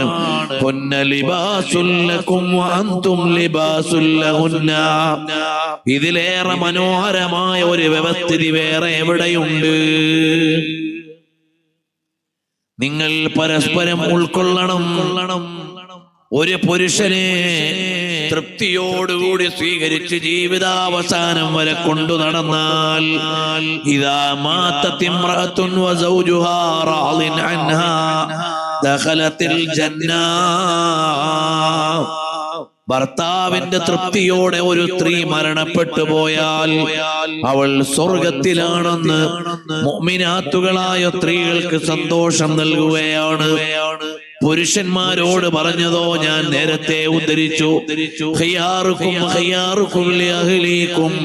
നിങ്ങൾ നല്ലവരാകണമെങ്കിൽ ഭാര്യമാരുടെ സർട്ടിഫിക്കറ്റ് കിട്ടണം, നല്ല അഭിപ്രായം വേണം, അല്ലാതെ ആകാൻ പാടില്ല. നിങ്ങൾ ആലോചിക്കണേ, 2 വിഭാഗവും ഇൽമ പഠിക്കണമെന്ന് പറഞ്ഞ മതം ഏതാണ്? നിങ്ങൾ ആലോചിച്ചു നോക്കൂ, സ്ത്രീകൾക്ക് പ്രകൃതിപരമായി നിസ്കരിക്കാൻ പറ്റാത്ത കാലം വരും. അവരുടെ പീരീഡിന്റെ കാലം വരും, ആർത്തവകാലം. പല മതങ്ങളിലും ഉണ്ടായിരുന്ന സ്ത്രീകൾക്ക് ആർത്തവകാലത്ത് വീട്ടിൽ താമസിക്കാൻ അവകാശമുണ്ടായിരുന്നില്ല. നമ്മുടെ ഇന്ത്യയിൽ തന്നെ തൊട്ടു ചേർന്ന് കിടക്കുന്ന കേരളത്തിൽ വരെ ഇവിടെയുള്ള മതസമ്പ്രദായങ്ങളുടെ പേരിൽ ആർത്തവകാലത്ത് സ്ത്രീകൾക്ക് വീട്ടിൽ താമസിക്കാൻ അവകാശമുണ്ടായിരുന്നില്ല. അവര് പുറത്ത് വേറെ ഷെഡ് കെട്ടി താമസിക്കണമായിരുന്നു, അല്ലെങ്കിൽ അയൽപക്കത്തുള്ള മുസ്ലിം വീടുകളിൽ പോയി താമസിക്കുമായിരുന്നു. അയൽപക്കത്തുള്ള മുസ്ലിം വീടുകളിൽ. ഒരിക്കൽ നമ്മുടെ MP ആയ അബ്ദുസ്സമദ് സമദാനി MP അദ്ദേഹത്തിന്റെ ഉമ്മയെക്കുറിച്ച് പറയുന്ന ഒരു സംഭാഷണത്തിൽ പറയുന്നുണ്ട്, ഞങ്ങളുടെ ചെറുപ്പകാലത്ത് വീട്ടിൽ അയൽപക്കത്തുള്ള ഹൈന്ദവ സഹോദരങ്ങളുടെ പെൺമക്കൾ വരും. ഉമ്മ അവരെ താമസിപ്പിക്കും അദ്ദേഹത്തിന്റെ ഉമ്മ. അപ്പൊ ഉമ്മ പറയും അത്ര ഇവർ നമ്മുടെ അതിഥികളാണ് എന്ന്. പിന്നെ വലുതായപ്പോഴാണ് മനസ്സിലായത് പല ഹൈന്ദവ കുടുംബങ്ങളിലും അന്ന് ആർത്തവകാരികളായ സ്ത്രീകൾക്ക് വീട്ടിൽ താമസിക്കാൻ പറ്റുമായിരുന്നില്ല. അവരുടെ ആചാരപ്രകാരം അവർക്ക് അഭയം നൽകുന്ന മുസ്ലിം വീട്, അത് അക്കാലത്ത് മുസ്ലിങ്ങൾ അഭയം കൊടുത്തു എന്നാണ് അതിന്റെ അർത്ഥം. ഒരു വീട്ടിലല്ല, അന്ന് പല വീടുകളിലും അങ്ങനെയുള്ള സഹകരണത്തോടു കൂടിയാണ് പോയത്.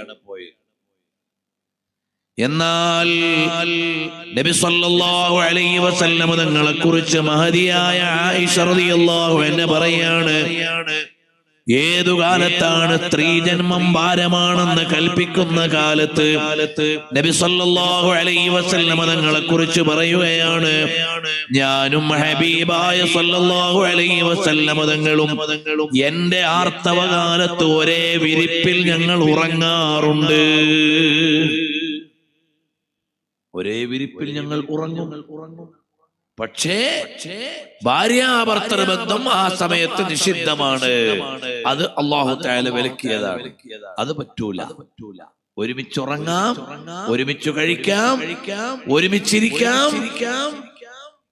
നബി സല്ലല്ലാഹു അലൈഹി വസല്ലം തങ്ങൾ എന്നെ ചാരിയിരിക്കാറുണ്ട് ദിക്ർ ചൊല്ലിക്കൊണ്ട്. എനിക്ക് ആർത്തവമുള്ള കാലത്ത് നബി സല്ലല്ലാഹു അലൈഹി വസല്ലം തങ്ങൾ എന്റെ മടിത്തട്ടിലേക്ക് അവിടുത്തെ ശിരസ് വെച്ച് തരാറുണ്ട്. ഞാൻ തല വാർന്നു കൊടുക്കാറുണ്ട്. നബി സല്ലല്ലാഹു അലൈഹി വസല്ലം തങ്ങൾ നടത്തിയ സാമൂഹിക വിപ്ലവത്തിന്റെ ഏറ്റവും വലിയ ഉദാഹരണമാണ് പ്രിയപ്പെട്ട ഭാര്യ ഇണ അവളുടെ ജീവിതാവസ്ഥയെ ഉൾക്കൊള്ളണം, അവളുടെ ശാരീരികാവസ്ഥയെ ഉൾക്കൊള്ളണം എന്ന് നബി സല്ലല്ലാഹു അലൈഹി വസല്ലം തങ്ങൾ പഠിപ്പിക്കുകയാണ്. നിങ്ങളുടെ ഭാര്യ ഒരു കുഞ്ഞിനു ജന്മം നൽകിയാൽ അവൾ പറയുകയാണ്, കുഞ്ഞിന് പാല് കൊടുക്കണമെങ്കിൽ നിങ്ങൾ ഫീസ് തരണമെന്ന് പറഞ്ഞാൽ ഫീസ് കൊടുക്കാൻ നീ ബാധ്യസ്ഥനാണ്.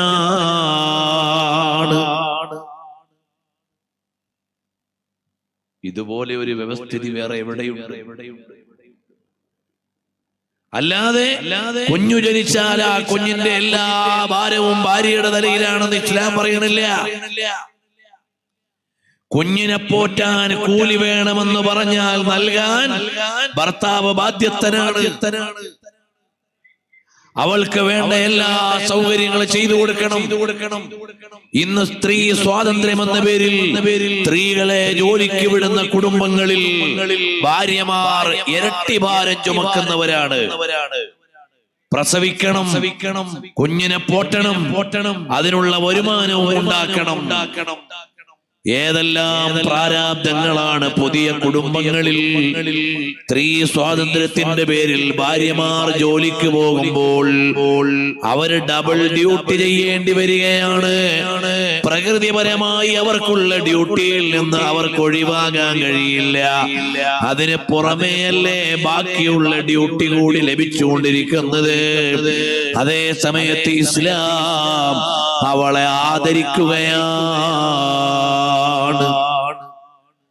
ഇനി ഞാനൊന്ന് പറയട്ടെ, ഒരു സ്ത്രീക്ക് എത്ര വേണമെങ്കിലും പഠിച്ച് ഉയരാം എന്ന് ആദ്യം കാണിച്ചു തന്ന മതമേതാണ്? വേറെ ഒരു മതവുമല്ല, ഇസ്ലാമാണ്. നബി സല്ലല്ലാഹു അലൈഹി വസല്ലം തങ്ങളുടെ ഭാര്യയായ ആയിഷ റളിയല്ലാഹു അൻഹാ ഈ ഉമ്മത്തിലെ ഏറ്റവും വലിയ പണ്ഡിതയാണ്. പുരുഷന്മാര് മാത്രമല്ല പണ്ഡിതന്മാര്, സ്ത്രീകളും പണ്ഡിതകളുണ്ട് ഇവിടെ. മഹദിയായ ആയിഷ റളിയല്ലാഹു അൻഹ പണ്ഡിതയാണ്. 4 ഖലീഫമാരും ആയിഷ ഉമ്മയോട് പോയി അറിവ് ചോദിക്കുകയും സംശയ നിവാരണം നടത്തുകയും ചെയ്തിട്ടുണ്ട്. സ്വന്തം വാപ്പയായ സിദ്ദീഖുൽ അക്ബർ തങ്ങൾ മുതൽ നബി സല്ലല്ലാഹു അലൈഹി വസല്ലം തങ്ങളുടെ മറ്റൊരു അമ്മോശനും ഇസ്ലാമിക ലോകത്തെ ഏറ്റവും മാതൃകായോഗ്യനായ ഭരണാധികാരിയായി ലോകത്തിന് മുമ്പിൽ സമർപ്പിക്കപ്പെട്ട മഹാനായ സയ്യിദുനാ ഉമർ ഇബ്നുൽ ഖത്താബ് റളിയല്ലാഹു അൻഹു അടക്കമുള്ള 4 ഖലീഫമാരും മഹദിയായ ഉമ്മുൽ മുഅ്മിനീൻ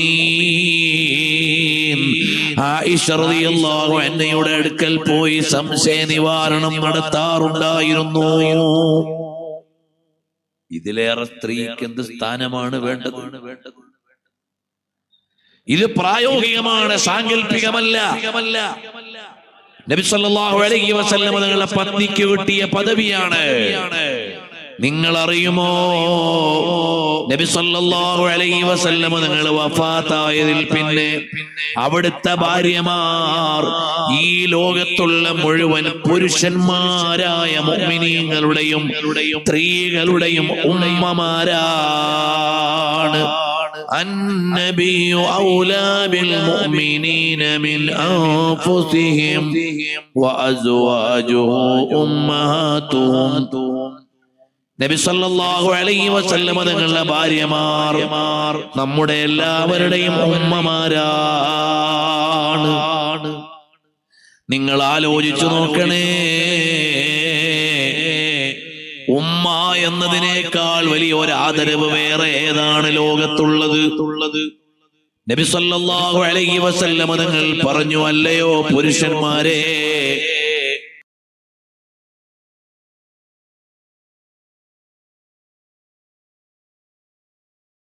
നിങ്ങളുടെ സ്വർഗം ഉമ്മമാരുടെ കാൽ കീഴിലാണ്.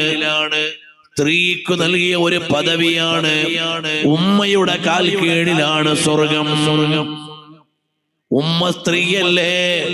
സ്ത്രീക്ക് ആദരവ് കൊടുക്കാത്ത ഒരു ജനത ഇങ്ങനെ പ്രഖ്യാപിക്കുമോ? നബി സല്ലല്ലാഹു അലൈഹി വസല്ലം തങ്ങളോട് ചോദിച്ചു, എനിക്ക് ഏറ്റവും കൂടുതൽ കടപ്പാട് ആരോടാണ്? ഉമ്മയോടാണ്. 3 പ്രാവശ്യവും ആവർത്തിച്ചു പറഞ്ഞു, ഉമ്മയോടാണ്. 4മതാണ് വാപ്പാന്റെ കാര്യം പറഞ്ഞത്.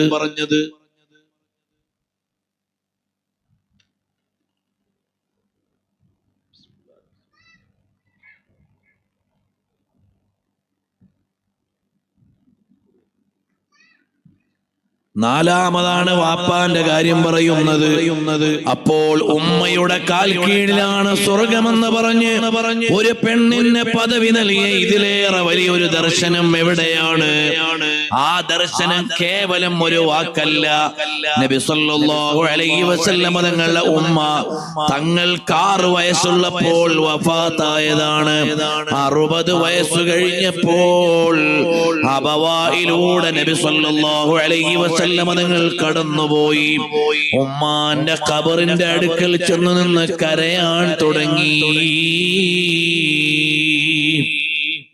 അപ്പോൾ സ്വഹാബത്ത് ചോദിച്ചു, അല്ലയോ നബിയേ,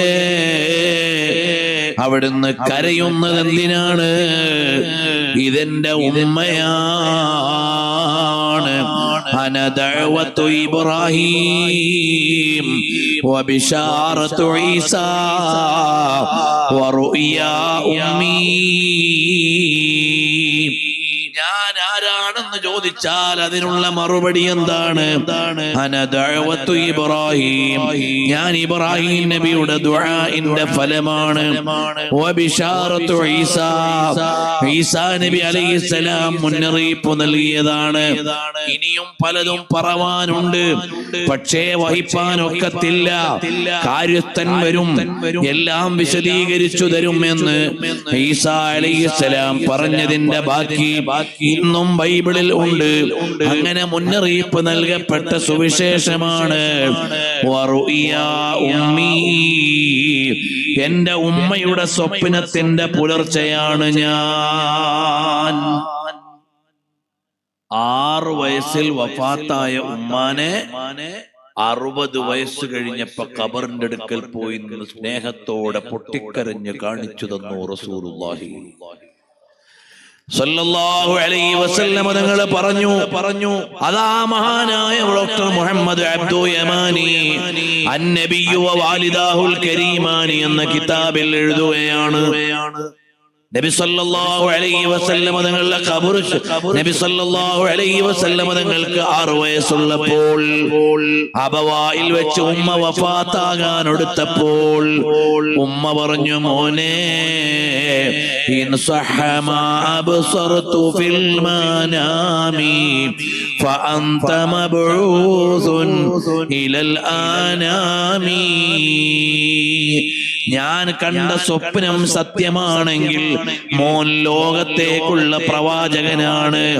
അതാണ് എന്റെ ഉമ്മയുടെ സ്വപ്നമെന്ന് നബി സല്ലല്ലാഹു അലൈഹി വസല്ലം തങ്ങൾ പറഞ്ഞത്. ആ ഉമ്മാനെ ഓർത്ത് കരയുകയാണ്. ഒരു ദിവസം മദീനത്തെ പള്ളിയിൽ നിന്നൊരു ജനാസ ജന്നത്തുൽ ബഖീഇലേക്ക് കൊണ്ടുവന്നു.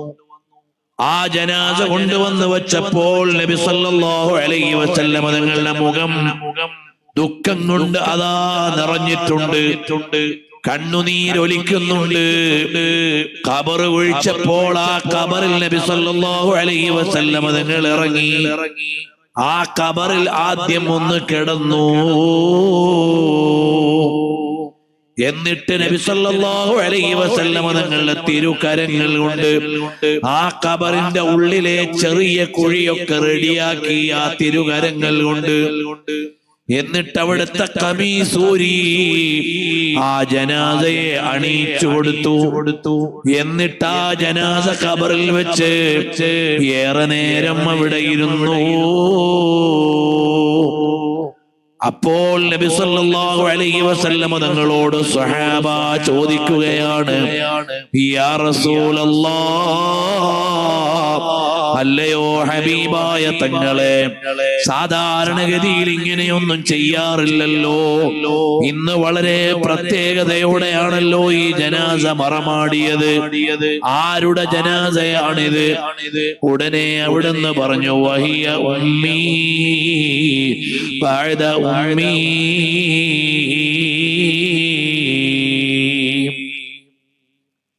അതെന്റെ പെറ്റുമ്മയ്ക്ക് ശേഷമുള്ള പോറ്റുമ്മയാണത്. അഥവാ അലി റളിയല്ലാഹു അൻഹുവിന്റെ ഉമ്മയാണ്. ഫാത്തിമത്ത് ബിൻത് അസദ് റളിയല്ലാഹു അൻഹയാണ്. നബി സല്ലല്ലാഹു അലൈഹി വസല്ലം തങ്ങളുടെ ഉമ്മ വഫാത്തായതിൽ പിന്നെ മുത്തുനബി സല്ലല്ലാഹു അലൈഹി വസല്ലം തങ്ങളെ പരിപാലിച്ചത് അബൂ ത്വാലിബിന്റെ ഭാര്യ അലി റളിയല്ലാഹു അൻഹുവിന്റെ ഉമ്മയായ ഫാത്തിമത്ത് ബിൻത് അസദ് എന്ന മഹദിയാണ്. ആ മഹദിയുടെ ജനാസയാണ് ഖബറിൽ കൊണ്ടുവച്ചത്. അതുകൊണ്ടാണ് ഒരു ഉമ്മയോടുള്ള കടപ്പാടെന്ന നിലക്ക് ഞാൻ ഖബറിന്റെ ഉള്ളിൽ ഇറങ്ങി എന്റെ ഉമ്മാനെ ഖബർ ഞെരുക്കാൻ പാടില്ല എന്റെ ഉമ്മയ്ക്ക് അഥവാ എന്റെ പോറ്റുമ്മയാണിത്. ഈ പോറ്റുമ്മയ്ക്ക് ഞാൻ എന്റെ കമീസ് അണിയിച്ചു കൊടുത്തു. കാരണം നരകം തീ വരാൻ പാടില്ലെന്ന് മാത്രമല്ല, സ്വർഗീയ പുടവകൾ അണിയിക്കപ്പെടാൻ ഉമ്മയെ യാത്രയാക്കിയതിന്റെ മനോഹരമായ രംഗമായ സ്ത്രീകളെ ആദരിക്കണമെന്ന് പറഞ്ഞാൽ പോരാ, ആദരിച്ച് കാണിച്ചു തന്ന നേതാവാണ് സല്ലല്ലാഹു അലൈഹി വസല്ലം തങ്ങൾ. നബി സല്ലല്ലാഹു അലൈഹി വസല്ലം തങ്ങളെ മുലയൂട്ടിയ ഉമ്മയുടെ പേരാണ് ഹലീമത്തു സഅദിയ്യ റളിയല്ലാഹു അൻഹാ. നബി സല്ലല്ലാഹു അലൈഹി വസല്ലം തങ്ങൾ നബിയായിട്ട് വലിയ പവറിൽ കഴിയുന്ന കാലം എന്ന് പറഞ്ഞാൽ ഇസ്ലാമിക പ്രബോധനം നടത്തി സ്വഹാബികൾ സേവനം ചെയ്യുന്ന കാലം. അങ്ങനെ ഇരിക്കുമ്പോൾ ഒരു ഗ്രാമീണയായ ഒരു വയസ്സത്തി കടന്നു വരുന്നു. നബി സല്ലല്ലാഹു അലൈഹി വസല്ലം എഴുന്നേറ്റ് പോയി സ്വീകരിച്ചു. മേൽമുണ്ടെടുത്ത് വിരിച്ചു കൊടുത്തു, കെട്ടിപ്പിടിച്ച് മുത്തം കൊടുത്തു, അടുത്തിരുത്തി അടക്കം പറഞ്ഞു, എല്ലാം ചോദിച്ചു. സ്വഹാബത്തിന് ആശ്ചര്യം, ഇതാരാണിത്? അപ്പോൾ പറഞ്ഞു, അതെന്റെ ഉമ്മയാണ്, പോറ്റുമ്മയാണ്, മുലയൂട്ടിയ ഉമ്മയാണ്. കൂലിക്ക് മുലയൂട്ടിയതാണെങ്കിലും മുലയൂട്ടിയ ഉമ്മ അത് ഉമ്മയാണ്. എങ്ങനെയാണ് ആ ഉമ്മയെ ആദരിക്കേണ്ടതെന്ന് പ്രായോഗികമായി പഠിപ്പിച്ച റസൂലുള്ളാഹി സ്വല്ലല്ലാഹു അലൈഹി വസല്ലം തങ്ങളാണ്. ഇനി പെങ്ങളെ എങ്ങനെയാണ് നബി സല്ലല്ലാഹു അലൈഹി വസല്ലം തങ്ങൾ കണ്ടത്? ഒരിക്കൽ യുദ്ധത്തടവുകാരെ പിടിച്ചപ്പോൾ ആ കൂട്ടത്തിലുള്ള ഒരു സ്ത്രീ പറഞ്ഞു, അല്ലയോ മുസ്ലിം പോരാളികളെ, പടയാളികളെ, നിങ്ങളുടെ നേതാവിന്റെ കഥ എന്റെ അരക്കെട്ടിനോട് ചോദിച്ചാൽ പറയും. നേതാവിനോടൊന്ന് പോയി ചോദിക്ക്. അഥവാ നബി സല്ലല്ലാഹു അലൈഹി വസല്ലമയോട് പറ, ഒരു പെൺകുട്ടി, ഒരു സ്ത്രീ പറയുന്നുണ്ട് തങ്ങളെ കുറിച്ച് കഥ പറയാൻ, എന്റെ അരക്കെട്ടിന് കഥ പറയാനുണ്ടെന്ന് ചോദിക്കാൻ പറഞ്ഞു. നബി സല്ലല്ലാഹു അലൈഹി വസല്ലം പറഞ്ഞു, അവരെ വിളിക്കാൻ. നോക്കിയപ്പോൾ ആരാണ്? നബി സല്ലല്ലാഹു അലൈഹി വസല്ലം തങ്ങളുടെ പെങ്ങളാണ്, അഥവാ ഹലീമ റളിയല്ലാഹു അൻഹയുടെ മകള് ശൈമാ. നബി സല്ലല്ലാഹു അലൈഹി വസല്ലം തങ്ങൾ വലിയ നേതാവായി ആദരിക്കപ്പെടുന്ന കാലം. ഗ്രാമീണയായ ശൈമാ കുടുംബജീവിതം നയിക്കുകയാണ്. അവരുടെ ഗ്രാമത്തിലാണ്.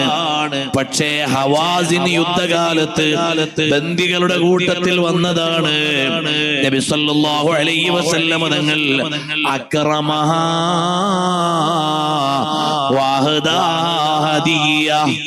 നല്ലതുപോലെ ആദരിച്ചു.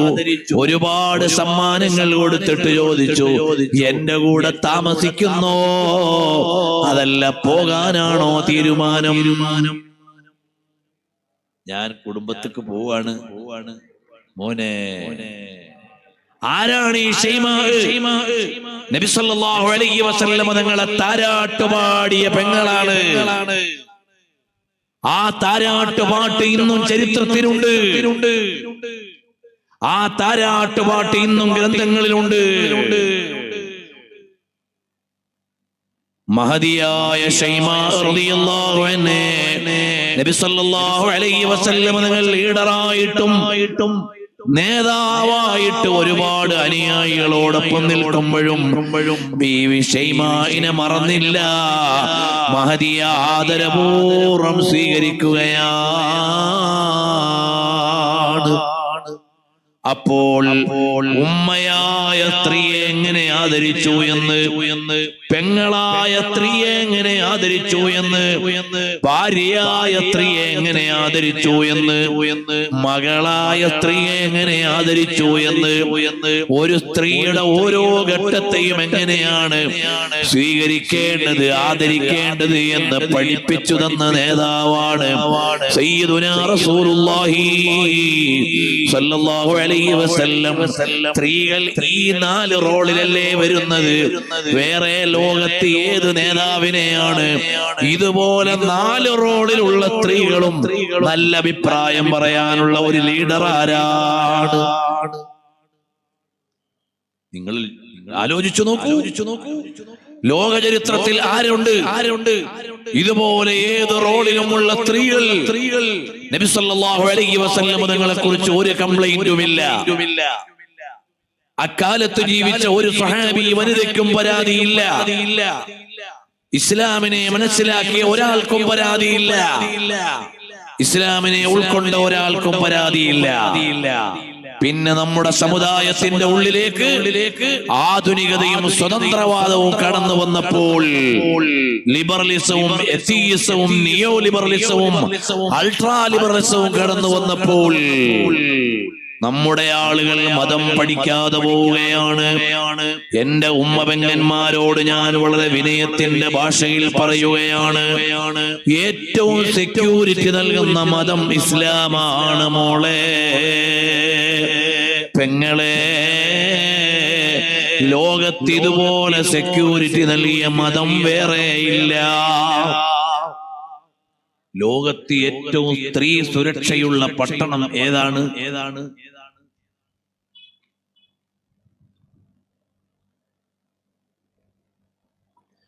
ലോകത്ത് ഏറ്റവും കൂടുതൽ സ്ത്രീ സുരക്ഷയുള്ള പട്ടണം ഏതാണ്?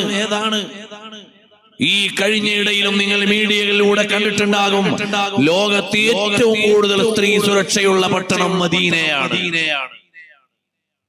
വേറെ ഒന്നുമല്ല. 1400 കൊല്ലം മുമ്പ് നബി സല്ലല്ലാഹു അലൈഹി വസല്ലം തങ്ങൾ ലഹരി പൂർണ്ണമായും നിരോധിച്ച രാജ്യത്ത് ഈ 1400 കൊല്ലത്തിനിടയിൽ ഒരിക്കൽ പോലും ലഹരി പദാർത്ഥങ്ങൾ വേണമെന്ന് പറഞ്ഞുകൊണ്ട് ആളുകൾ ആവശ്യം പറഞ്ഞിട്ടില്ല. ലഹരിയുടെ നാടായി മാറിയിട്ടില്ല. ഇതുപോലെ ലഹരി മുക്തിയുള്ള സമൂഹത്തെ ഉണ്ടാക്കിയ നേതാവ് വേറെ ആരാണ്? ഇവിടെ ലഹരി വിമുക്തമാക്കണം എന്ന് പറഞ്ഞ സമരങ്ങൾ നടക്കും. പ്രായോഗികമായ സമരങ്ങൾ എവിടെ? ഏതു ഗവൺമെന്റിനാണ് 100% ലഹരി മുക്തമായ രാജ്യമുണ്ടാക്കാൻ കഴിയുന്നത്? ഒരു ആധുനിക ഗവൺമെന്റിന് സാധിക്കണില്ല.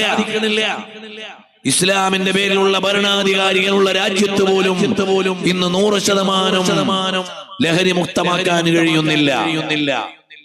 എന്നാൽ നബി സല്ലല്ലാഹു അലൈഹി വസല്ലം തങ്ങൾ 1400 കൊല്ലം മുമ്പ് ലഹരിയെ പൂർണ്ണമായും മാറ്റി നിർത്തി.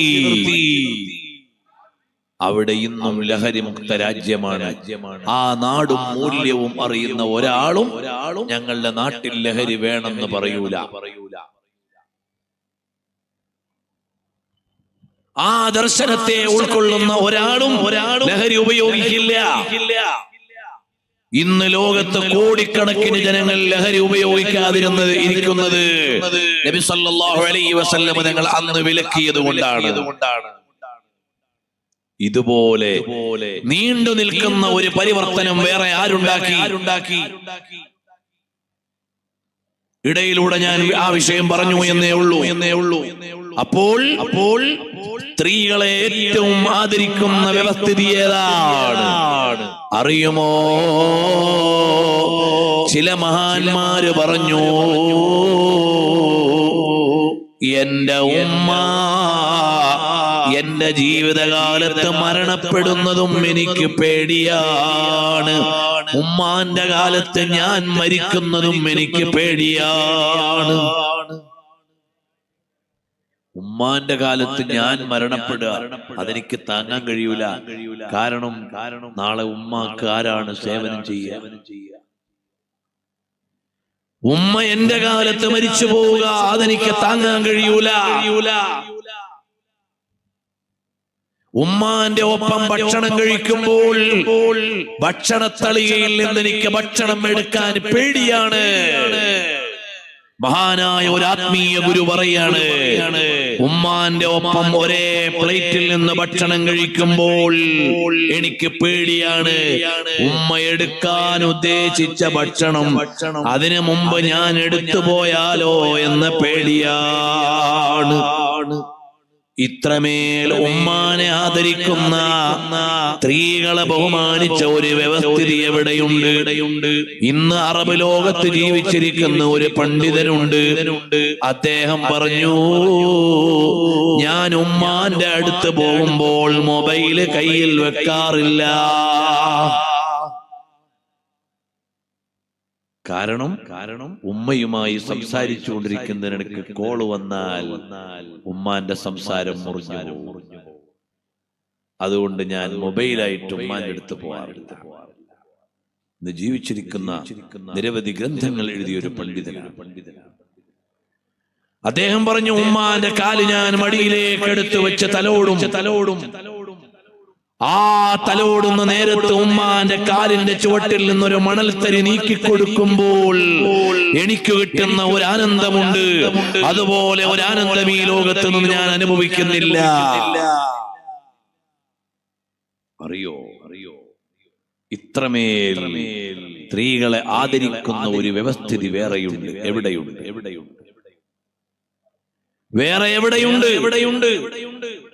നബി സല്ലല്ലാഹു അലൈഹി വസല്ലം നിങ്ങൾ 4 റോളും കാണിച്ചു തന്നു.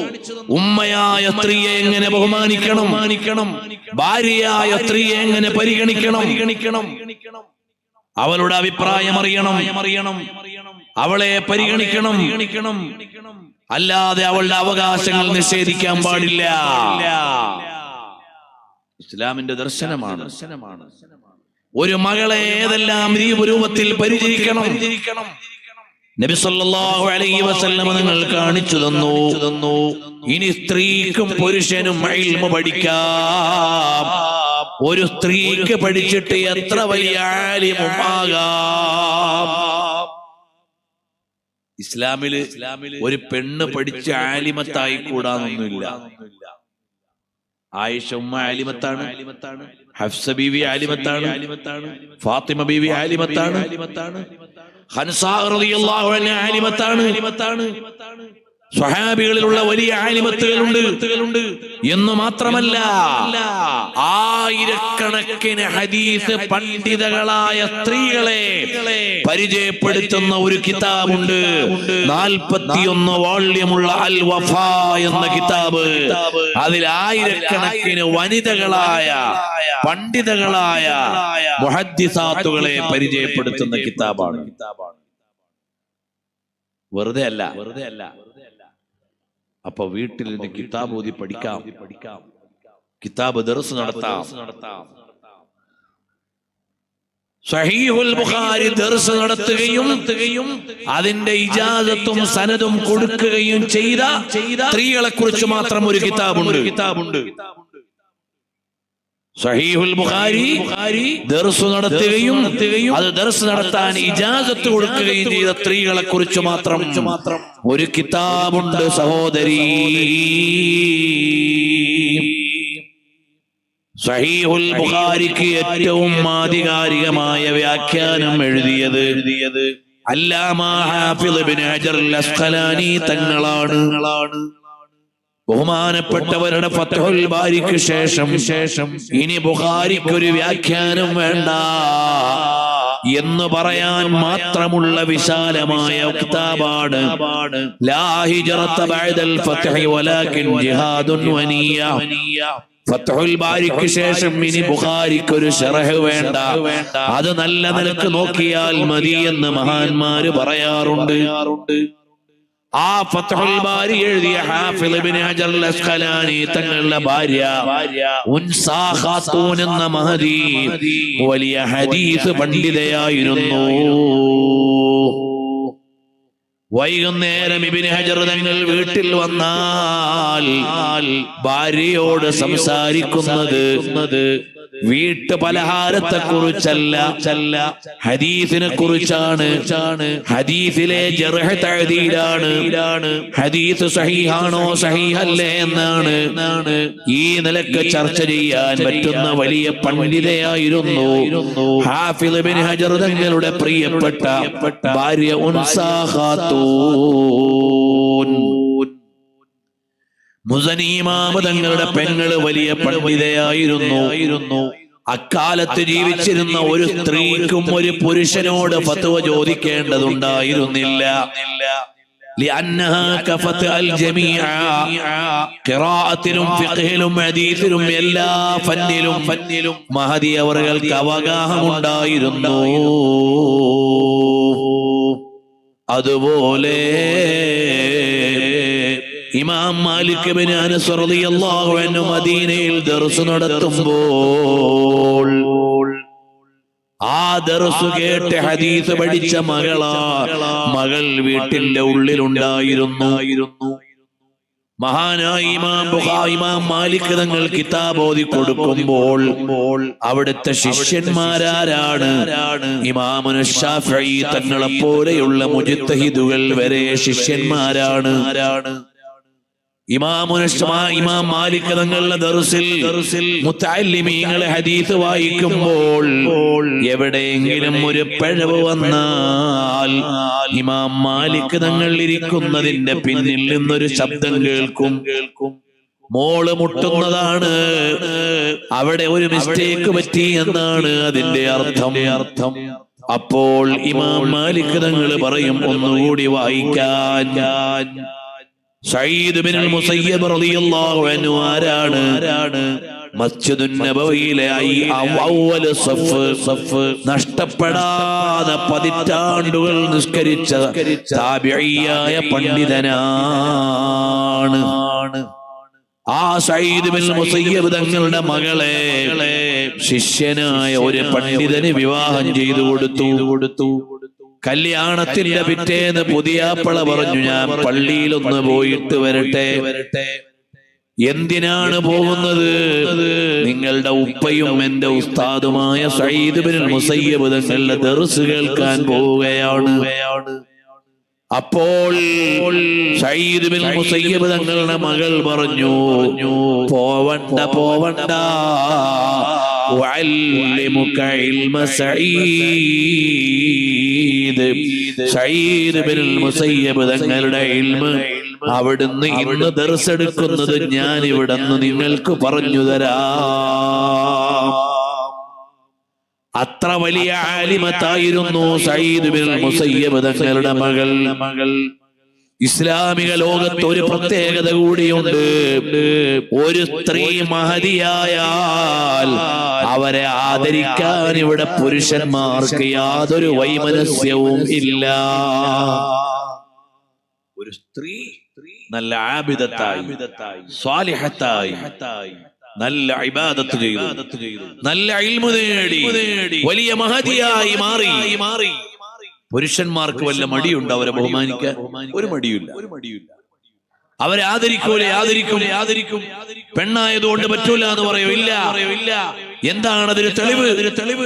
സ്വഹാബത്തിന്റെ തെളിവിന് പുറമേ മഹദിയായ നഫീസത്തുൽ മിസ്രിയ റളിയല്ലാഹു അൻഹാ നല്ല സ്വാലിഹത്തും ആബിദത്തുമായി ശാഫിഈ ഇമാം റളിയല്ലാഹു അൻഹു ശിഷ്യന്മാരെ പറഞ്ഞുവിടും, ഉസ്താദിന് വേണ്ടി ദുആ ചെയ്യുക. ഇമാമുന ശാഫിഈ തങ്ങൾ ആരാ? മുജ്തഹിദാണ്. നഫീസത്തുൽ മിസ്രിയ റളിയല്ലാഹു അൻഹ മുജ്തഹിദത്താണോ? അല്ല. ഇമാമുന ശാഫിഈ തങ്ങളുടെ ഇൽമ വലിയ ലോകത്തുള്ള ഇൽമാണ്. ആ ഇൽമിന്റെ ലോകമല്ല നഫീസ റളിയല്ലാഹു അൻഹയുടെ ഇൽമിന്റെ ലോകം. അറിയുമോ? പക്ഷേ നഫീസ റളിയല്ലാഹു അൻഹ വലിയ മഹദിയായപ്പോൾ മുജ്തഹിദായ ഇമാമുന ശാഫിഈ തങ്ങൾ ഇടക്കിടക്ക് ശിഷ്യന്മാരെ പറഞ്ഞുവിടും, ഉസ്താദിന് ദുആ ചെയ്യാൻ പറയാൻ. അവസാനത്തെ രോഗശയ്യയിൽ കിടക്കുമ്പോൾ ദുആരക്കാൻ പറഞ്ഞു വിട്ടപ്പോൾ നഫീസ റളിയല്ലാഹു അൻഹ പറഞ്ഞു വിട്ടു, അല്ലാഹുവിനെ കണ്ടുമുട്ടാൻ ഒരുങ്ങിക്കോളാൻ ശാഫിഈ ഇമാമിനോട് പറയാൻ. അത്രയും വലിയ മഹദിയായിരുന്നു നഫീസ റളിയല്ലാഹു അൻഹ. ഈജിപ്തിൽ പോയാൽ നമ്മൾ ശാഫിഈ ഇമാം തങ്ങളെ സിയാറത്ത് ചെയ്യും. അതുപോലെ തന്നെ സിയാറത്തിന് പോകും സയ്യിദ നഫീസ റളിയല്ലാഹു അൻഹയുടെ. മാത്രമല്ല മഹദിയായ മഹാനരായ ഇമാം ശാഫിഈ റളിയല്ലാഹു അൻഹു പറഞ്ഞു, ഞാൻ വഫാത്തായാൽ നഫീസ റളിയല്ലാഹു അൻഹയുടെ നിസ്കാരം എനിക്ക് കിട്ടണം. ഇമാമത്ത് നിൽക്കണമെന്നല്ല, ആദ്യം ഓരോ നിസ്കരിച്ചിട്ട് പിന്നെ നിസ്കരിപ്പിക്കണമെന്നല്ല, ഓരോ നിസ്കാരം തബറുക്കിന് വേണ്ടി കിട്ടണം. അതിനുള്ള സൗകര്യം ചെയ്തു. ആ നിസ്കാരം മഹാനവറുകൾക്ക് കിട്ടി. അതിന്റെ ബറക്കത്തിന് വേണ്ടി ഇന്നും ഈജിപ്തിൽ നിങ്ങൾ ചെന്നാൽ ഈജിപ്തിന്റെ കൈറോയുടെ പരിസര പ്രദേശങ്ങളിൽ നിന്നെല്ലാം മരണപ്പെടുന്ന മുഅ്മിനീങ്ങൾ മുഅ്മിനാത്തുകളുടെ ജനാസ സയ്യിദ നഫീസ റളിയല്ലാഹു അൻഹയുടെ ഖബർസ്ഥാൻ ഉൾക്കൊള്ളുന്ന പള്ളിയിൽ കൊണ്ടുവച്ചിട്ട് നിസ്കരിക്കും. ബർക്കത്തിന് വേണ്ടി കൊണ്ടുവന്ന് നിസ്കരിക്കും. അറിയോ? അപ്പോ ഒരു സ്ത്രീ മഹദിയായാൽ അവരെ ആദരിക്കാൻ ഇവിടെ ഇസ്ലാമിന് വിരോധമില്ല, മടിയില്ല. മഹാനായ അഹ്മദ് ബിൻ ഹംബൽ റളിയല്ലാഹു അൻഹു നഫീസ റളിയല്ലാഹു അൻഹയെ കൊണ്ട് ദുആ ചെയ്യിച്ചിരുന്നു. അപ്പൊ രണ്ട് മുജ്തഹിദുകളായ ഇമാമുകളാ നഫീസ റളിയല്ലാഹു അൻഹയെ കൊണ്ട് ദുആ ചെയ്യിച്ചിരുന്നു. ഇൽമിന്റെ മേഖല നോക്കിയാൽ അവർ രണ്ടുപേരും മുത്തലഖ് മുജ്തഹിദുകളാണ്. ആ പദവിയിലെത്തിയവരായി പറഞ്ഞതല്ലല്ലോ നഫീസ റളിയല്ലാഹു അൻഹ.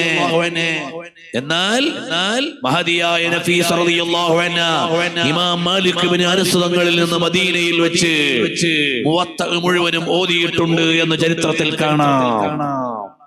അപ്പോൾ ഉമ്മമാരെ, സഹോദരിമാരെ, ഇവിടെ ഇസങ്ങളും സിദ്ധാന്തങ്ങളും വെച്ചുകൊണ്ട് സംസാരിക്കാനുള്ളതല്ല.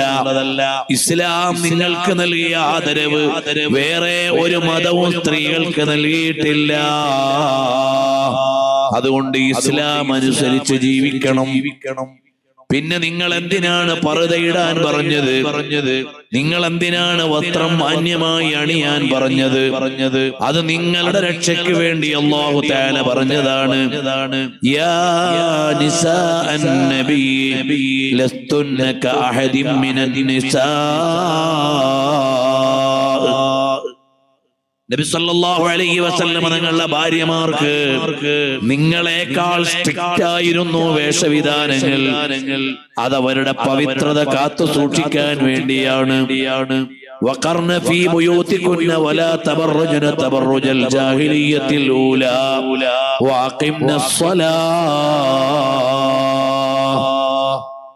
എവിടെയാണോ സ്ത്രീ പുരുഷന്മാർ സ്വതന്ത്രമായി വ്യവഹാരം നടത്തുന്നത് അവിടെ അനാവശ്യങ്ങൾ ഉണ്ടാകും, അവിടെ തോന്നിവാസങ്ങൾ ഉണ്ടാകും. മനുഷ്യൻ അങ്ങനെയാണ്. സ്ത്രീ പുരുഷന്മാർ സ്വാതന്ത്ര്യത്തിന്റെ പരിധികൾ വിട്ടുകൊണ്ട് അവരിടകലരാൻ തുടങ്ങിയാൽ അനാവശ്യങ്ങൾ ഉണ്ടാകും, അരാജകത്വം ഉണ്ടാകും. അങ്ങനെ അരാജകത്വത്തിന്റെ വഴി തുറക്കാൻ പാടില്ല. യൂറോപ്പിൽ സ്ത്രീക്കും പുരുഷനും അമിത സ്വാതന്ത്ര്യം കൊടുത്തപ്പോൾ എന്താണ് ഉണ്ടായത്? അവിടെ ആയിരക്കണക്കിന് മക്കൾക്ക് വാപ്പയില്ല. ആയിരക്കണക്കിന് മക്കൾക്ക് വാപ്പയില്ല. നിങ്ങൾ ഒരുപാട് പ്രസംഗത്തിൽ കേട്ടിട്ടുള്ള പുസ്തകമായിരിക്കും ഫാദർലെസ് അമേരിക്ക, തന്തയില്ലാത്ത അമേരിക്ക. എന്താണ് അതിന്റെ അർത്ഥം? അവിടെ വിവാഹപൂർവ്വ ബന്ധങ്ങളാവാം. ഒരു സ്ത്രീയും പുരുഷനും ഒരുമിച്ച് ജീവിക്കാൻ വിവാഹം നിർബന്ധമില്ലാത്ത രാജ്യം. അവർക്ക് മക്കൾ ഉണ്ടാവാം, അതിന് നിയമം അനുവദിച്ച രാജ്യം. ആ മക്കൾക്ക് പൊതു നിയമപ്രകാരം അവര് പൗരന്മാരാണ്. പക്ഷേ അവരുടെ വാപ്പയാരാണെന്ന് അറിയില്ല. യൂറോപ്പ് ലോകത്തുണ്ടാക്കിയ സ്വാതന്ത്ര്യം കൊണ്ടുണ്ടാക്കിയ നേട്ടാതാ. തന്തല്ലാത്ത കുറെ മക്കളെ ലോകത്തിന് സമ്മാനിച്ചു. ഇത് യൂറോപ്പിലായപ്പോൾ ഫാഷനായി. അമേരിക്കയിലായപ്പോൾ പരിഷ്കാരമായി. ഇസ്ലാം അതിനെ അംഗീകരിക്കണില്ല. ഇസ്ലാം ഇവിടെ ഓരോരുത്തരുടെയും പാരമ്പര്യത്തിന് മൂല്യം നൽകുന്നു. അവകാശങ്ങൾ കൃത്യമായി വെച്ചിരിക്കുന്നു.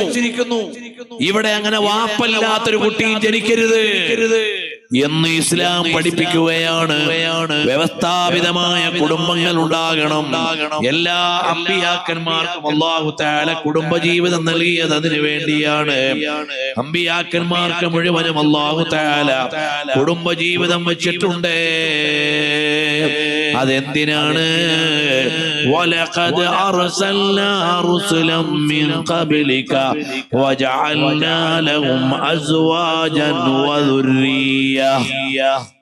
പരിശുദ്ധ ഖുർആൻ പറഞ്ഞത് നിങ്ങൾ പുരോഹിതന്മാരാകണമെന്നല്ല. പുരോഹിതന്മാരുണ്ട്, അവർക്ക് വിവാഹം കഴിച്ചുകൂടാ, ഭാര്യമാരെ സ്വീകരിച്ചുകൂടാ, സന്താനോൽപാദനം നടത്തിക്കൂടാ. എന്നാൽ പ്രവാചകന്മാരങ്ങനെയല്ല. വലഖദ് അർസൽനാ റുസുലൻ മിൻ ഖബ്ലിക, തങ്ങൾക്ക് മുമ്പ് മുർസലീങ്ങളെ അല്ലാഹു അയച്ചു. വജഅൽനാ ലഹും അസ്വാജൻ വദുർരിയ്യ, അവർക്കൊക്കെ ഭാര്യമാരെയും മക്കളെയും ആക്കി വ്യവസ്ഥാപിത കുടുംബങ്ങൾ വെച്ചു.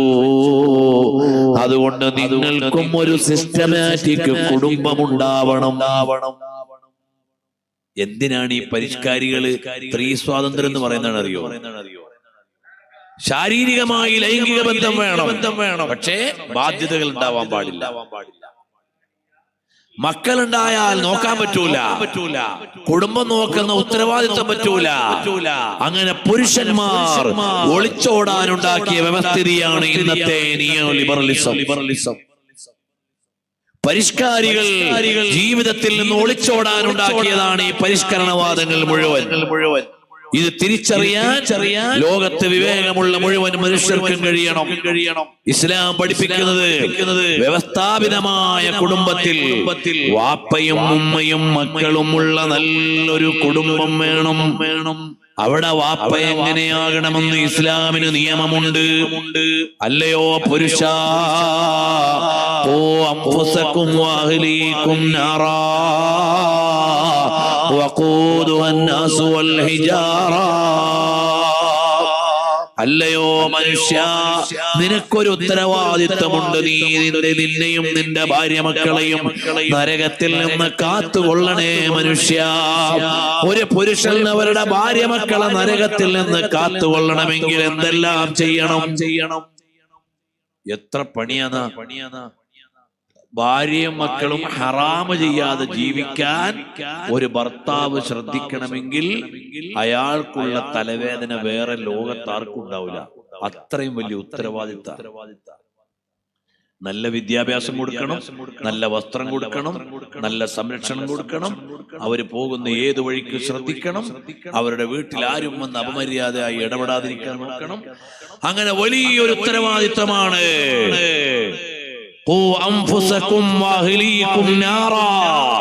നീ നിന്റെ ഭാര്യ മക്കളെ നരകത്തിൽ നിന്ന് കാത്തുകൊള്ളണം എന്ന് പറഞ്ഞാൽ അത് വലിയ ഉത്തരവാദിത്തമാണ്.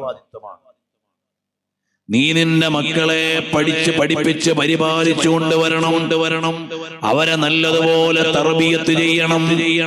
നിന്റെ ഭാര്യയ്ക്ക് സമയാനുസൃതമായി വേണ്ടത് നൽകണം. ഒരു ഭാര്യ ഭർത്താവിന്റെ സാന്നിധ്യം ലഭിക്കാത്തതിന്റെ പേരിൽ തെറ്റിലേക്ക് വീണുപോയാൽ ഭർത്താവ് അതിന് കുറ്റക്കാരനാണ്. ഒരു ഭാര്യ ഭർത്താവിന് വേണ്ട ശാരീരിക സ്വാതന്ത്ര്യം നൽകാതെ അവൻ തെറ്റു ചെയ്തു പോയാൽ ഭാര്യ കുറ്റക്കാരിയാണ്. മക്കൾക്ക് വേണ്ട തർബിയത്ത് നൽകാതെ മക്കള് വഴികേടായാൽ മാതാപിതാക്കൾ കുറ്റവാളികളാണ്. ഇങ്ങനെ സ്ട്രോങ് ആയിട്ടുള്ള ഒരു ഫാമിലി സിസ്റ്റമാണ് ഇസ്ലാം പഠിപ്പിക്കുന്നത്. നമ്മൾ ഇന്ന് യൂറോപ്പിന്റെയും പരിഷ്കാരത്തിന്റെയും പിന്നാലെ പോവരുത്. സോഷ്യൽ മീഡിയയിൽ കാണുന്നതാണ് മതമെന്ന് വിചാരിക്കരുത്. എനിക്കെവിടെയും എപ്പോഴും പോകാനുള്ള സ്വാതന്ത്ര്യമാണ് നല്ലതെന്ന് വിചാരിക്കരുത്. നമ്മൾ ഇസ്ലാമിന്റെ മക്കളാണ്. ഇസ്ലാമിന് നിയമങ്ങളുണ്ട്. അതേ സമയത്ത് സ്വതന്ത്രവാദികളായ ആളുകൾക്ക് നാളെ സ്വർഗമുണ്ടെന്ന ചിന്തയില്ല. ശിക്ഷയുടെ ലോകമായ നരകമുണ്ടെന്ന വിശ്വാസമില്ല. സ്വർഗം പ്രതീക്ഷിക്കുന്ന നമ്മൾ സ്വർഗത്തിന് വേണ്ടി പറ്റുന്ന കാര്യമേ ചെയ്യാൻ പാടുള്ളൂ. നരകമുണ്ടെന്ന് വിശ്വസിക്കുന്ന നമ്മൾ നരകത്തിൽ പോകുന്ന കാര്യം ചെയ്യാൻ പാടില്ല. എന്റെ ക്ലാസ്സിൽ മെഡിക്കൽ കോളേജിലാവട്ടെ എഞ്ചിനീയറിംഗ് കോളേജിലാവട്ടെ എന്റെ ക്ലാസ്സിൽ മറ്റൊരു മതക്കാരിയായ കൂട്ടുകാരിയുണ്ട്. അവൾ ചെയ്യുന്നതെല്ലാം എനിക്ക് ചെയ്യാൻ പറ്റൂല. അവള് ചെയ്യുന്നതെല്ലാം എനിക്ക് ചെയ്യാൻ പറ്റൂല. കാരണം ഞാൻ മുസ്ലിമത്താണ്. എനിക്കൊരു വിശ്വാസമുണ്ട്. അല്ലാഹുവിലുള്ള വിശ്വാസം അത് സത്യമായ വിശ്വാസമാണ്. എനിക്കൊരു നബിയുണ്ട്, സയ്യിദുനാ റസൂലുള്ളാഹ് സല്ലല്ലാഹു അലൈഹി വസല്ലം തങ്ങളെന്ന നബിയുടെ അനുയായിയാണ്. എനിക്കൊരു മാർഗദർശനമായ ഗ്രന്ഥമുണ്ട്, ഖുർആൻ. എനിക്ക് ഖുർആനിന്റെ നിയമങ്ങൾ പാലിക്കണം. നബി സല്ലല്ലാഹു അലൈഹി വസല്ലം തങ്ങളുടെ ചര്യകൾ പാലിക്കണം. അല്ലാഹുവിന്റെ നിയമങ്ങൾ പാലിക്കണം. ഇത് വിട്ടുകൊണ്ട് എനിക്കൊരു ജീവിതമില്ല എന്ന ഒരു ഉത്തമമായ വിശ്വാസം ഓരോ മുസ്ലിങ്ങൾക്കും ഉണ്ടാകണം. അതുകൊണ്ട് എന്റെ ക്ലാസ്സിൽ പഠിക്കുന്ന കൂട്ടുകാരി, അവൾ ഹിന്ദുവാകാം, ക്രിസ്ത്യാനിയാകാം, അവൾ മതമില്ലാത്തവളാകാം, അവൾ ചെയ്യുന്നതെല്ലാം എനിക്ക് ചെയ്യാൻ പറ്റൂല. ഇത് ഓരോ മുഅ്മിനത്തായ മകളുടെയും കൽബിൽ വേണം. എനിക്ക് 5 നേരത്തെ നിസ്കാരമുണ്ട്. അത് നിർവഹിച്ചില്ലെങ്കിൽ ഞാൻ ശിക്ഷ അനുഭവിക്കേണ്ടി വരും. ആ നിൽക്കുന്ന കൂട്ടുകാരികൾ സത്യവിശ്വാസികളല്ലാത്തതിനാൽ ഈ ലോകത്ത് വലിയ മാർക്ക് കിട്ടിയാലും പരലോകത്ത് അവർ രക്ഷപ്പെടൂല. ഓ മുഅ്മിനത്തായ ഉമ്മ, മുഅ്മിനത്തായ പെങ്ങളെ, പുതിയ തലമുറയിലെ സഹോദരിമാരെ, നിങ്ങൾ ഇസ്ലാമിനെ നന്നായി പഠിക്കണം. കുഞ്ഞു പ്രായത്തിൽ തന്നെ നന്നായി ഇസ്ലാമിനെ മനസ്സിലാക്കണം. ഞാൻ ഇനി ഒരു ഡോക്ടറായി, MBBS കാരിയായി, എഞ്ചിനീയറിംഗ് ആയി, ഏത് ഉന്നത വിദ്യാഭ്യാസം നേടി IAS കാരിയായി, അതിന്റെ എല്ലാം ആനുകൂല്യം ഈ ലോകത്ത് മാത്രമുള്ളതാണ്. അതൊരു 50 കൊല്ലമോ 60 കൊല്ലമോ മാത്രമുള്ളതാണ്. അതേ സമയത്ത് ഞാനൊരു സ്വാലിഹത്തായി ജീവിച്ചാൽ, ഒരു മുഅ്മിനത്തായി മരിച്ചാൽ, അല്ലാഹുവിന്റെ ഇഷ്ടദാസിയായി ജീവിച്ചു മരിച്ചാൽ എനിക്ക് കിട്ടുന്ന സ്വർഗം ഖാലിദൻ മുഖല്ലദൻ ഫീഹാ അബദാ, എന്നത്തേക്കുമുള്ള സ്വർഗമാണ്. നമ്മുടെ മാതൃകയാരാണ്? എല്ലാവരും എഴുന്നേറ്റ് ഒരു 5 മിനിറ്റ് നിൽക്കുമോ? പ്രയാസമില്ലാത്തവർ അറിയുമോ മുഅ്മിനീങ്ങളും മുഅ്മിനാത്തുകൾക്കുള്ള മാതൃകയാരാണ്? പുരുഷന്മാരായ സ്വഹാബികൾ, അവരെ എല്ലാം നമ്മൾ കേൾക്കുന്നു. അമ്പിയാക്കൾ, സ്വാലിഹീങ്ങൾ, അതുപോലെ സഹോദരിമാരൊക്കെ അവിടെ ഇരുന്നോളൂ, കുഴപ്പമില്ല. പുരുഷന്മാരെ ദുആഇന്റെ സൗകര്യത്തിന് എഴുന്നേറ്റു നിൽക്കാൻ പറഞ്ഞതാണ്. അറിയുമോ, പരിശുദ്ധ ഖുർആൻ പറഞ്ഞ ഒരു വലിയ റോൾ മോഡലാണ് ഇംറഅത്തു ഫിർഔൻ. ഫിർഔനിന്റെ ഭാര്യ ബീവി ആസിയ റളിയല്ലാഹു അൻഹാ. ഉമ്മമാരെ, ആസിയത്ത് ബിൻത് മുസാഹിം എന്ന് പറയുന്ന നല്ലൊരു മനുഷ്യന്റെ സുന്ദരിയായ മകളായിരുന്നു ആസിയ ബീവി. ഫിർഔൻ എന്ന ഭരണാധികാരി നാടു കാണാൻ ഇറങ്ങിയപ്പോൾ ഒരു സുന്ദരിയായ പെൺകുട്ടിയെ കണ്ടു. ചോദിച്ചു, അതാരുടെ മകളാണ്? അതിന്നയാളുടെ മകളാണ്. അയാളോട് പറയണം നാളെ കൊട്ടാരത്തിൽ വരാൻ. കൊട്ടാരത്തിൽ വിളിച്ചിട്ട് പറഞ്ഞു, നിങ്ങളുടെ മകളെ എനിക്ക് കെട്ടിച്ചു തരണം. രാജാക്കന്മാരങ്ങനെയാണല്ലോ, കൽപ്പിച്ചാൽ കൽപ്പിച്ചതു തന്നെ. രാജകൽപ്പനയിൽ നിന്ന് വിട്ടു നിൽക്കാൻ സാധാരണക്കാർക്ക് കഴിയില്ല. മനസ്സില്ല മനസ്സോടെ സ്വാലിഹായ ആ മനുഷ്യൻ, അക്രമിയായ ഭരണാധികാരി, അയാളുടെ ഭാര്യയായി മകളെ വിവാഹം ചെയ്തു കൊടുത്തു. പക്ഷേ മകൾ ഒരു പുലിക്കുട്ടിയായിരുന്നു, ഈമാനുള്ള മോളായിരുന്നു. നിങ്ങൾ പറയും, ഞങ്ങള് ക്യാമ്പസിൽ പഠിക്കുന്നവരാണ്, ഞങ്ങള് കണച്ചൂരിലാണ്, എനപ്പോയയിലാണ്, സെൻട്രൽ യൂണിവേഴ്സിറ്റിയിലാണ്, മെഡിക്കൽ കോളേജിലാണ്, എഞ്ചിനീയറിംഗിലാണ്, പലതും നിങ്ങൾക്ക് പറയാനുണ്ടാവും. എന്നാൽ ഏറ്റവും പ്രതികൂല സാഹചര്യത്തിലാണ് ആസിയ ബീവി എത്തിയത്. ആ സാഹചര്യത്തിനൊത്തു നിന്നാൽ എത്ര വേലക്കാരികളാണ്, എത്ര വലിയ കൊട്ടാരമാണ്. മാനം മുട്ടുന്ന കൊട്ടാരമെന്ന് പ്രയോഗിക്കുമ്പോഴും ഫിർഔനിന്റെ കൊട്ടാരം പോലെ ഒരു കൊട്ടാരം പിന്നെ ആരുമുണ്ടാക്കിയില്ല എന്ന് വേണമെങ്കിൽ പറയാം. അത്ര വലിയ കൊട്ടാരത്തിലാണ്. ആ രാജാവിനൊപ്പിച്ചു നിന്നാൽ രാജ്ഞിയല്ലേ ആസിയ ബീവി, രാജ്ഞിയല്ലേ ബീവി ആസിയ. എത്ര വേലക്കാരികളാ, എത്ര വലിയ സൗകര്യങ്ങളാ. പക്ഷേ ഉള്ളിന്റെ ഉള്ളിൽ അല്ലാഹ് എന്ന ചിന്തയുണ്ട്. അത് പണയം വെക്കാൻ കൊട്ടാരം കണ്ടപ്പോൾ ആസിയക്ക് കഴിഞ്ഞില്ല, രാജാവിനെ കണ്ടപ്പോൾ കഴിഞ്ഞില്ല. അവിടുന്ന് അവസാനം ക്ഷമിച്ച് മുറുകെ പിടിച്ച ഈമാനോടെ നിന്നു. ആ ഈമാൻ വെളിവായപ്പോൾ ഫിർഔൻ ആക്രമിക്കാൻ തുടങ്ങി. പെണ്ണേ, നിനക്ക് മതം മാറി, എന്നെ ദൈവമാണെന്ന് അംഗീകരിക്കണം. അപ്പോൾ പറഞ്ഞു, റബ്ബീ വ റബ്ബുക്കല്ലാഹ്.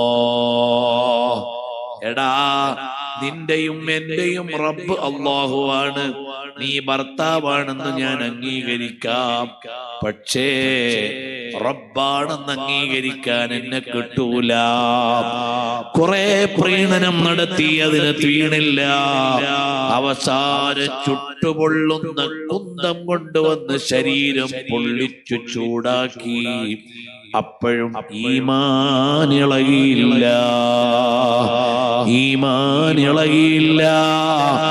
ഒടുവിൽ രഹസ്യഭാഗത്ത് വരെ ചുട്ടുപഴുത്ത കുന്തം കൊണ്ട് ക്രൂരമായി ആക്രമിച്ചപ്പോൾ അല്ലാഹുവിനെ വിളിച്ചിട്ട് പറഞ്ഞു, റബ്ബി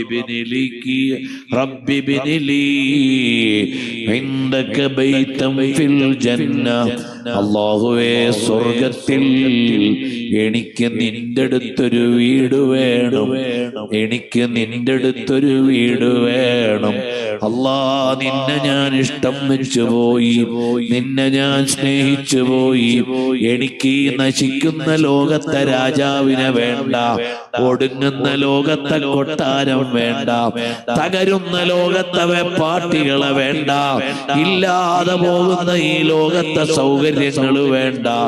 എനിക്ക് വേണ്ടത് നിന്നെയാണ് അല്ലാഹ് എന്ന് പറഞ്ഞുകൊണ്ട് ഷഹാദത്ത് വരിച്ച ആസിയ ബീവിയെ വായിക്കണേ മോളെ.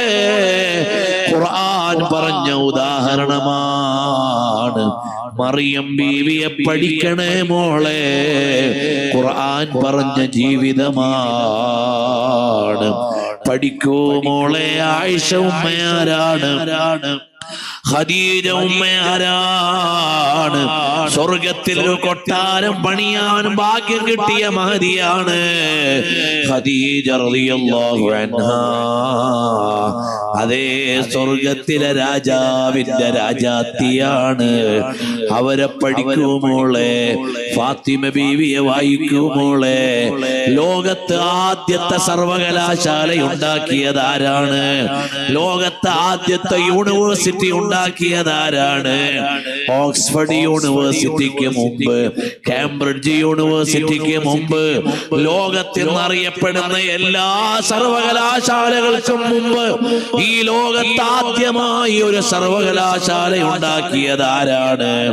ഫാത്തിമത്തുൽ ഫിഹ്രിയ എന്ന മഹദിയായ സ്വാലിഹത്തായ മഹിളയാണ്. ഖറവീൻ യൂണിവേഴ്സിറ്റിയാണ്. അത് മൊറോക്കോയിലെ ഫാസ് പട്ടണത്തിലാണ്. ഫെസ് എന്നാണ് എന്ന് പറയുന്നത്. അൽഹംദുലില്ലാ, ഞങ്ങൾ ആ യൂണിവേഴ്സിറ്റി പോയി കണ്ടിട്ടുണ്ട് മൊറോക്കോയിൽ. അതേ ഫെസ് പട്ടണത്തിൽ. ഓക്സ്ഫോർഡിന്, കേംബ്രിഡ്ജിന്, പരിഷ്കാരികളെ മുഴുവനും ഇവിടെ യൂണിവേഴ്സിറ്റി എന്ന് ആലോചിക്കുന്നതിന് മുമ്പ് വിജ്ഞാന സർവകലാശാല ഉണ്ടാക്കിയത് ഫാത്തിമത്തുൽ ഫിഹ്രിയ എന്ന മഹദിയാണ്. അവർക്ക് പ്രചോദനം കൊടുത്ത ഇസ്ലാമാണ് നമ്മുടെ ഇസ്ലാം. അറിയുമോ? അസ്ഹറുൽ ഹിജാസ് എന്നറിയപ്പെടുന്ന മക്കയിലെ ഉമ്മുൽ ഖുറ യൂണിവേഴ്സിറ്റിക്ക്, മദീന യൂണിവേഴ്സിറ്റിക്കൊക്കെ മുമ്പ് മക്കത്തുണ്ടായ സർവകലാശാല മതസ്ഥാപനമാണ് മദ്രസത്തു സൗലത്തുയ്യ എന്ന വലിയ മദ്രസ. അത് അതാ ഫഹദ് രാജാവിന്റെ വാപ്പ അബ്ദുൽ അസീസ് രാജാവ് പറഞ്ഞത് അസ്ഹറുൽ ഹിജാസ് എന്നാണ്. ആ യൂണിവേഴ്സിറ്റിയുടെ സ്വത്ത് കൊടുത്തതാരാണ്? ഇന്ത്യക്കാരിയായ ഒരു മഹദിയാണ്. അവര് കൊടുത്ത സ്വത്ത് കൊണ്ടാണ് മക്കത്തുള്ള മദ്രസത്തു സൗലത്തുയ്യ ഉണ്ടായത്. അന്ന് ഇന്ത്യൻ നാണയത്തിനാണ് വില കൂടുതലുള്ളത്. പിന്നെ പെട്രോ ഡോളർ വന്നപ്പോഴാണ് സൗദിയിലെ നാണയത്തിന്റെ വില കൂടിയത്. അറിയുമോ? പാരമ്പര്യമുണ്ടേ.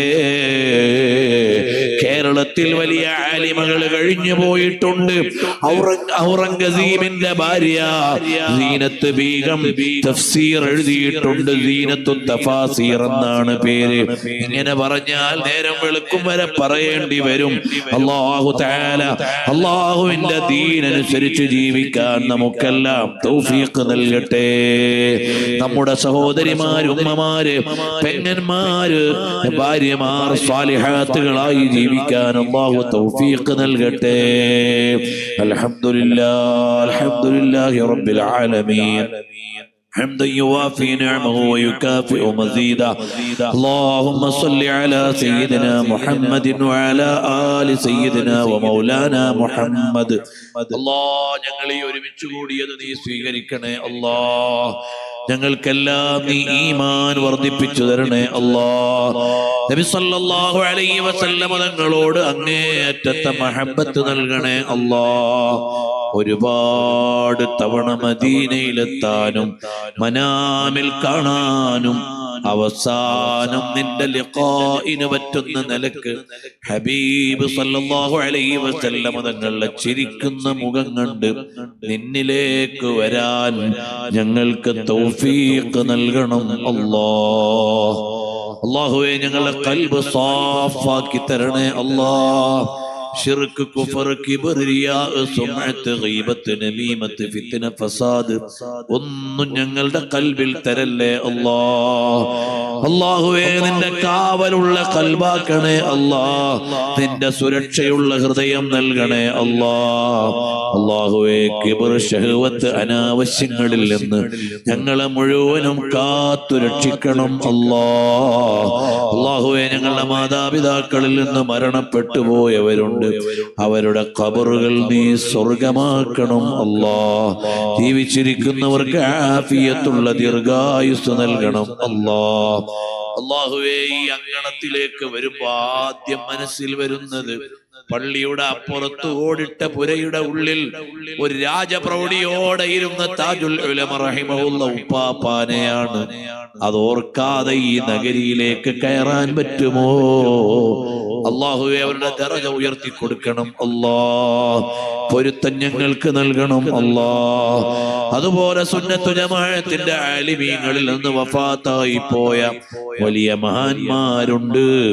ശംസുൽ ഉലമാ ഇ.കെ. അബൂബക്കർ ഉസ്താദ് അവർകൾ, അതുപോലെ തന്നെ നൂറുൽ ഉലമാ, കൻസുൽ ഉലമാ, അതുപോലെ താജുൽ ഫുഖഹാ, താജുൽ ശരീഅ തുടങ്ങിയവരൊക്കെ കഴിഞ്ഞ കാലങ്ങളിൽ ഈ വേദിയെ ധന്യമാക്കിയ മഹാന്മാരാണ്.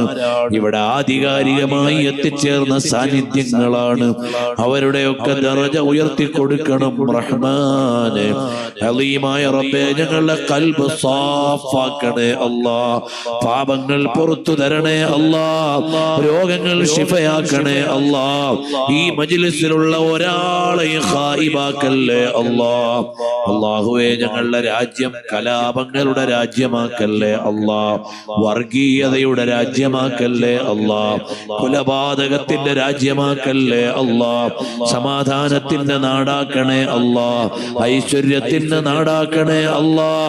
അല്ലാഹുവേ, ഇപ്പോൾ ഇവിടെ ഉറൂസ് കമ്മിറ്റിയും മഹല്ല് കമ്മിറ്റിയും വിവിധ വികസന പദ്ധതികൾ നടപ്പിലാക്കുന്ന കാര്യം പറഞ്ഞു. എല്ലാത്തിലും നീ ബറക്കത്ത് ചെയ്യണേ അല്ലാ. അഭിവൃദ്ധി നൽകണേ അല്ലാ. ഇസ്സത്ത് നൽകണേ അല്ലാ. ബഹുമാനപ്പെട്ട ഖുതുബുസ്സമാൻ അസ്സയ്യിദു ശരീഫുൽ മദനി റളിയല്ലാഹു അൻഹുവിന്റെ അങ്കണത്തിലാണ് ഞങ്ങളുള്ളത്. അവരുടെ ഫൈളാനുകൾ ഞങ്ങൾക്ക് തരണേ അല്ലാ. ഞങ്ങളുടെ മക്കളെ സ്വാലിഹീങ്ങളാക്കണേ അല്ലാ. ആലിമീങ്ങളാക്കണേ അല്ലാ. മുത്തഖീങ്ങളാക്കണേ അല്ലാ. ഹാഫിളീങ്ങളാക്കണേ അല്ലാ. രണ്ട് ലോകത്തും ഖുർറത്തു ഐനാകുന്ന മക്കളാക്കണം അല്ലാഹ്. يا رب يا الله يا عفو يا الله يا كريم يا الله. അല്ലാഹുവേ, ക്യാൻസർ പോലെ കിഡ്നിക്ക് തകരാറ് പോലെ മാരക രോഗങ്ങളൊന്നും നൽകല്ലേ അല്ലാ. ഞങ്ങളെ നീ കാത്തുരക്ഷിക്കണം അല്ലാ. اللهم اجعل جمعنا هذا جمعا مرحوما وتفرقنا من بعده تفرقا معصوما. اللهم ربنا تقبل منا انك انت السميع العليم وتب علينا انك أنت التواب الرحيم. صلى الله وسلم على خير خلقه سيدنا محمد وآله وصحبه أجمعين والحمد لله رب العالمين. എല്ലാവരും ദ്വാരക്കണം. ട്രെയിനിന്റെ ടൈം എടുത്തുകൊണ്ടാണ് ഞാൻ വേഗം നിർത്തിയത്. ഈ വരുന്ന റബീഉൽ അവ്വൽ നബി സല്ലല്ലാഹു അലൈഹി വസല്ലമയുടെ 1500ാമത്തെ നബിദിനാണ്. അതുകൊണ്ട് തന്നെ എല്ലായിടത്തും നല്ല അടിപൊളിയായിട്ട് റാഹത്തായിട്ട് നമുക്ക് മൗലിദുകൾ വികസിപ്പിക്കുകയും നബി സല്ലല്ലാഹു അലൈഹി വസല്ലം പഠിക്കുന്ന ജനങ്ങളെ പഠിപ്പിക്കുന്ന പരിപാടികൾ അധികരിപ്പിക്കുകയും വേണം. കൊല്ലത്ത് ത്വയ്ബ സെന്റർ എന്ന പേരിൽ നമ്മുടെ ഒരു കേന്ദ്രമുണ്ട്. റസൂലുള്ളാഹി സ്വല്ലല്ലാഹു അലൈഹി വസല്ലം പഠിപ്പിക്കാൻ വേണ്ടി മാത്രം ഉണ്ടാക്കിയതാണ്. വേറെ ഒന്നും അവിടെ ഇല്ല. കൊല്ലം പള്ളിമുക്കിൽ നബി സല്ലല്ലാഹു അലൈഹി വസല്ലം പഠിക്കാൻ വേണ്ടി മാത്രമുള്ള ത്വയ്ബ സെന്റർ ഉണ്ട്.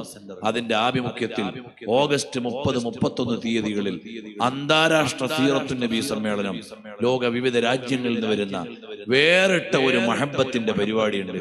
ദൂരം നല്ല ഉണ്ട്. ഞങ്ങൾ ആ ദൂരത്തിനാണല്ലോ ഇങ്ങോട്ട് വരല് എപ്പോഴും. അതുകൊണ്ട് നിങ്ങൾ ഈ ദൂരത്തിന് അങ്ങോട്ടൊന്ന് വന്നാല് വലിയ സന്തോഷമായി. നബി സല്ലല്ലാഹു അലൈഹി വസല്ലമയുമായി ബന്ധപ്പെട്ട വളരെ പ്രധാനപ്പെട്ട പരിപാടിയാണ്. നിങ്ങളെ ക്ഷണിക്കുന്നു. അല്ലാഹു ഖബൂൽ ചെയ്യട്ടെ, സ്വീകരിക്കട്ടെ. അസ്സലാമു അലൈക്കും വറഹ്മത്തുള്ളാഹി വബറകാതുഹു.